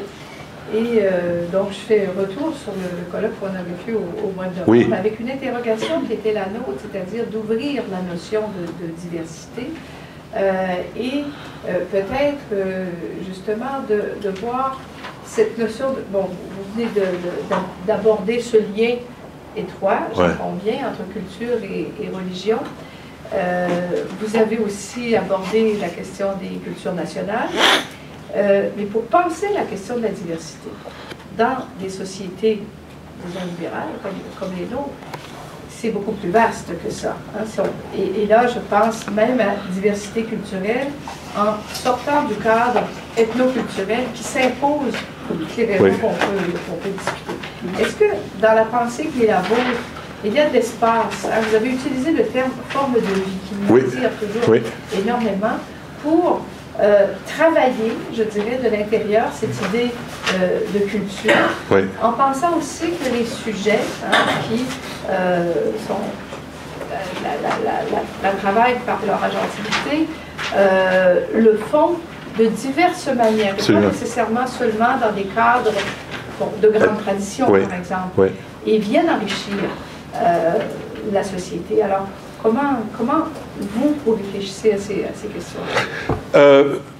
Oui, donc tout à fait, et encore une fois, c'est dans une brève intervention, et en reprenant un peu les termes, je suis tout à fait d'accord avec vous que un des débats que j'ai eu moi-même avec Will concernait... Bon, alors je fais partie des gens qui lui ont reproché l'inadéquation entre son cadre normatif, au fond, permettre aux gens d'avoir les conditions qui... d'accorder aux gens les conditions qui leur permettront d'être des agents à plein titre. Hein. Quand on part de cette ambition normative fondamentale et qu'on se retrouve en fin d'argumentaire à ne défendre au fond que... pas que ce soit négligeable, mais à de défendre au fond que le droit des Catalans, des Québécois, des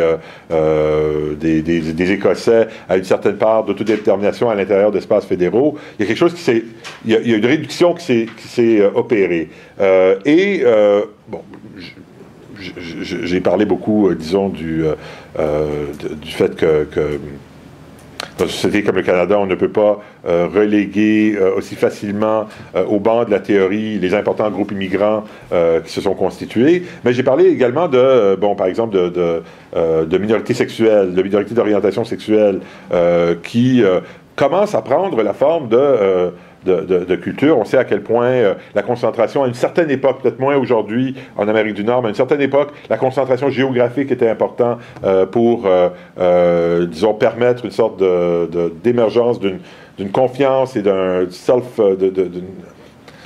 self-awareness d'une communauté gay. Hein. On a vu ça dans à peu près toutes les grandes métropoles et même moins que métropoles du monde, qu'une certaine concentration géographique et donc la création d'une sorte de culture était une condition de possibilité de l'émergence d'un mode de vie. Donc moi, pour ma part, je trouve que cela ne fait pas du tout... que ça fait partie des choses dont il faut parler. Oui, donc je ne crois pas qu'il faille limiter le regard au simple groupe ethnoculturel. Il s'impose à nous de par le nombre et l'importance des situations où les conflits ethnoculturels et les conflits aussi interreligieux ont surgi, mais je ne pense pas qu'il faille limiter le regard à cela.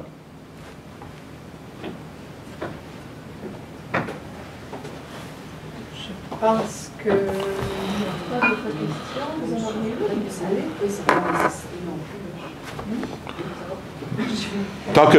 Tant que je suis sur mon train là, à 3h et quelque chose... D'accord. En fait, c'est une question à caractère très général qui me vient sûrement de mon parcours de sociologue. Oui. La question... autour de cette histoire de restriction interne, autour de cette question, si vous avez dit à la fin, lors de la première étude, je ne sais plus trop, mais qu'il fallait, pour pouvoir produire du commun, se donner des manières communes de le faire. Et donc, c'est un peu cette question-là du commun ou de l'articulation entre espace privé et espace public, par exemple, dans le cas de la question religieuse. En fait, pour reformuler d'une façon très simple, je dirais que j'ai le sentiment que l'approche libérale désarticule, si on veut, l'individu d'un espace collectif d'un espace social, qui a donc qu'on pourrait comprendre comme étant quelque chose qui a une forme de consistance qui pourrait aller dans le sens d'une légitimation normative d'une restriction interne. Donc, simplement pour vous entendre sur cette place du collectif, parce que dans toute cette réflexion, le collectif, ce qu'est la société, la question de la culture est un petit peu absente, mais c'est vraiment dû à la priorité. Oui, non, mais c'est effectivement... Si la culture n'appartient pas à un individu, elle n'appartient pas non plus à un territoire. Ouais. Donc aussi dans l'articulation majorité-minorité, ben, on est dans la minorité d'une majorité quand on a déménagé d'un endroit où on était la majorité dans notre territoire d'origine. Donc il y a comme...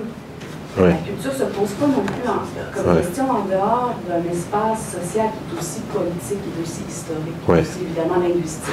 Vous avez parfaitement raison qu'il y a une certaine cécité, je dirais, par rapport au collectif, mais c'est une cécité qui n'est, contrairement à d'autres cécités, c'est une cécité un peu voulue. C'est pas un simple angle mort. À tort ou à raison. À tort ou à raison. Et c'est peut-être...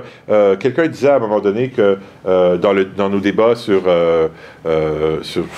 tous nos débats des 10-15 dernières années sur l'intégration des immigrants à la religion, etc., c'est peut-être pas un accident que tous ceux qui sont pour une sorte de reconnaissance des accommodements, la tolérance, etc., sont des philosophes, alors que de l'autre côté, on trouve surtout, je ne vous connais pas, des sociologues. Et c'est pas un hasard, les sociologues seront peut-être plus conscients là, des conditions sociologiques pour le maintien d'une certaine cohésion sociale, alors que les philosophes vont avoir tendance à voir les choses du point de vue du principe. Hein, et je ne voudrais pas répudier complètement, rejeter du revers de la main ce diagnostic de l'état de nos débats intellectuels. Cela dit, et il y a parmi nous, pas parmi nous dans la salle, mais parmi nous dans le débat intellectuel, des gens qui... dès que je commence à me dire, oui, il faudrait que je tienne davantage compte de ce genre de considérations, vont me faire sentir à tel point que le collectif, c'est essentiellement une sorte de shorthand, comme on dit en anglais, pour la voix de certains groupes bien identifiables qui se transforment en quelque sorte en vecteurs de la normativité collective. Hein? De dire que on adhère quand on arrive dans un nouveau milieu, qu'il y a des règles du jeu qui sont différentes de celles du pays dont... Je pense qu'il n'y a pas un immigrant au monde. Hein? Il n'y a pas un immigrant au monde qui n'en est pas conscient. Je suis fils d'immigrant et c'est quelque chose dont je parlais beaucoup avec mes parents. Et les règles du jeu sont quelque chose qui se constitue en quelque sorte collectivement. Ce n'est pas qu'il y a des gens qui les édictent. Il y a des lois, évidemment, qui sont édictées, mais la manière de se comporter socialement. Des choses aussi banales que la distance à maintenir entre deux individus quand on se parle. La manière par laquelle on s'adresse la parole. L'immigrant est quelqu'un qui doit constamment rechercher des codes et s'y adapter. Hein? Par-delà les lois explicites. Il n'y a pas un immigrant au monde qui n'est pas conscient de ce fait et qui parfois ne se met pas les pieds dans les plats de cette manière-là. Quelle est la nature de ces codes? Est-ce que c'est quelque chose, est-ce qu'il y a une prêtrise là, qui les édicte? Non, elles sont le résultat d'un travail collectif qui n'est pas le résultat donc d'un individu, de groupes d'individus. Ce sont des forces qui ont travaillé notre collectivité de manière fondamentale à travers les décennies et les siècles, qui ont donné lieu à ces codes. Et là-dessus, nier l'existence donc d'un social et du poids normatif du social de ce point de vue-là, ce serait totalement bête. Par contre, moi, j'entends souvent, non pas dans votre intervention, mais dans l'intervention de ceux qui vont souvent dire que une société, ce n'est pas qu'un amas d'individus, il y a un poids et une sorte comment dire, il y a une société à laquelle on doit adhérer. J'entends beaucoup plus quelque chose comme certaines sections, certaines opinions, certains points de vue sur ce qu'est la société qui tentent de s'ériger en code. Et là-dessus, j'ai envie de réagir et de dire non. Et de le faire peut-être à partir d'un point de vue qui, par retour du balancier, devient un peu trop individualiste au sens où les philosophes peut-être le sont peut-être un peu parfois. Donc il va falloir que nous trouvions une manière de trouver un juste milieu entre ces deux extrêmes. Mais je reçois ce que vous dites. Entre le philosophe et le Vraiment, prosélyte. Entre les philosophes et les sociologues, il faudrait inventer une... La différence entre le point aveugle et l'angle mort, peut-être. Hein? Excusez-moi, une façon de réconcilier ces deux points de vue opposés ne serait pas de dire que la société, par rapport à l'individu tel que le libéralisme le conçoit, elle se trouve dans la tête de l'individu. Et donc même si l'individu est fonctionnellement seul et libre, en réalité il fonctionne avec des codes effectivement qui ont été incorporés dans chacun, et cet ensemble de personnes qui agissent chacune en regardant ce que font les autres, ça forme une pratique sociale. Et si je pouvais conclure peut-être avec une phrase, disons, ce qui pour moi point un peu à l'horizon, la conclusion que je ne me sens pas en mesure de défendre entièrement, mais par laquelle j'ai toujours été tenté, c'est l'idée que une société multiculturelle au sens empirique, là, pas du terme, là, une société marquée par la diversité culturelle, est une société dont la réussite dépend moins des mesures politiques qui seront adoptées afin de gérer cette diversité que par... pour utiliser un terme un peu vieillot qui a encore sa place dans la philosophie morale, les vertus de caractère des individus. Peut-être que ce qui est important, c'est de former des citoyens multiculturels. Et là, j'entends pas rose bonbon, là, tout le monde il est beau, tout le monde il est gentil, on apprend à tout le monde à l'école à se tenir la main et à fêter toutes nos fêtes, quoique c'est pas une mauvaise chose non plus de le faire, mais d'avoir une sorte de compétence citoyenne qui nous permet de naviguer.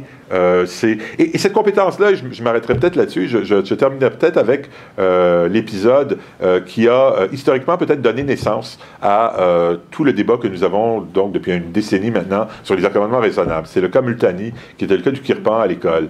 Hein? Quand on y pense, le cas Multani aurait pu se régler en 48 heures. Plutôt... Il s'est réglé. Ben, il s'est réglé, mais malheureusement, il a été ensuite déréglé.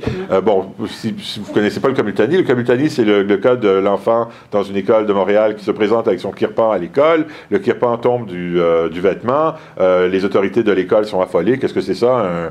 Une arme, un poignard à l'école? Non, c'est pas un poignard, c'est un symbole religieux.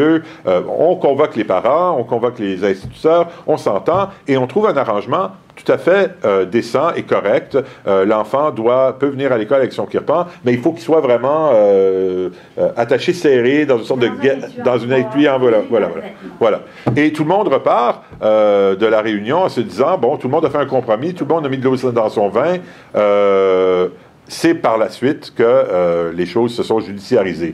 Ces gens-là avaient le genre de compétences, là, le genre de compétences citoyennes à s'asseoir avec des gens et à trouver des compromis, non pas, qui ne reflètent pas des principes abstraits, mais qui sont simplement le fait d'avoir une certaine vertu, une certaine disposition à une certaine créativité. Ces gens-là l'avaient et le bas a blessé lorsque la situation s'est judiciarisée. Donc, moi, je crois beaucoup à cette compétence citoyenne-là. Elle ne se façonne pas nécessairement naturellement, elle doit être éduquée, mais... si je regarde un peu vers où me dirigent mes travaux maintenant, c'est peut-être moins vers une sorte de philosophie politique de la diversité culturelle et peut-être davantage vers une philosophie morale de la diversité culturelle à suivre.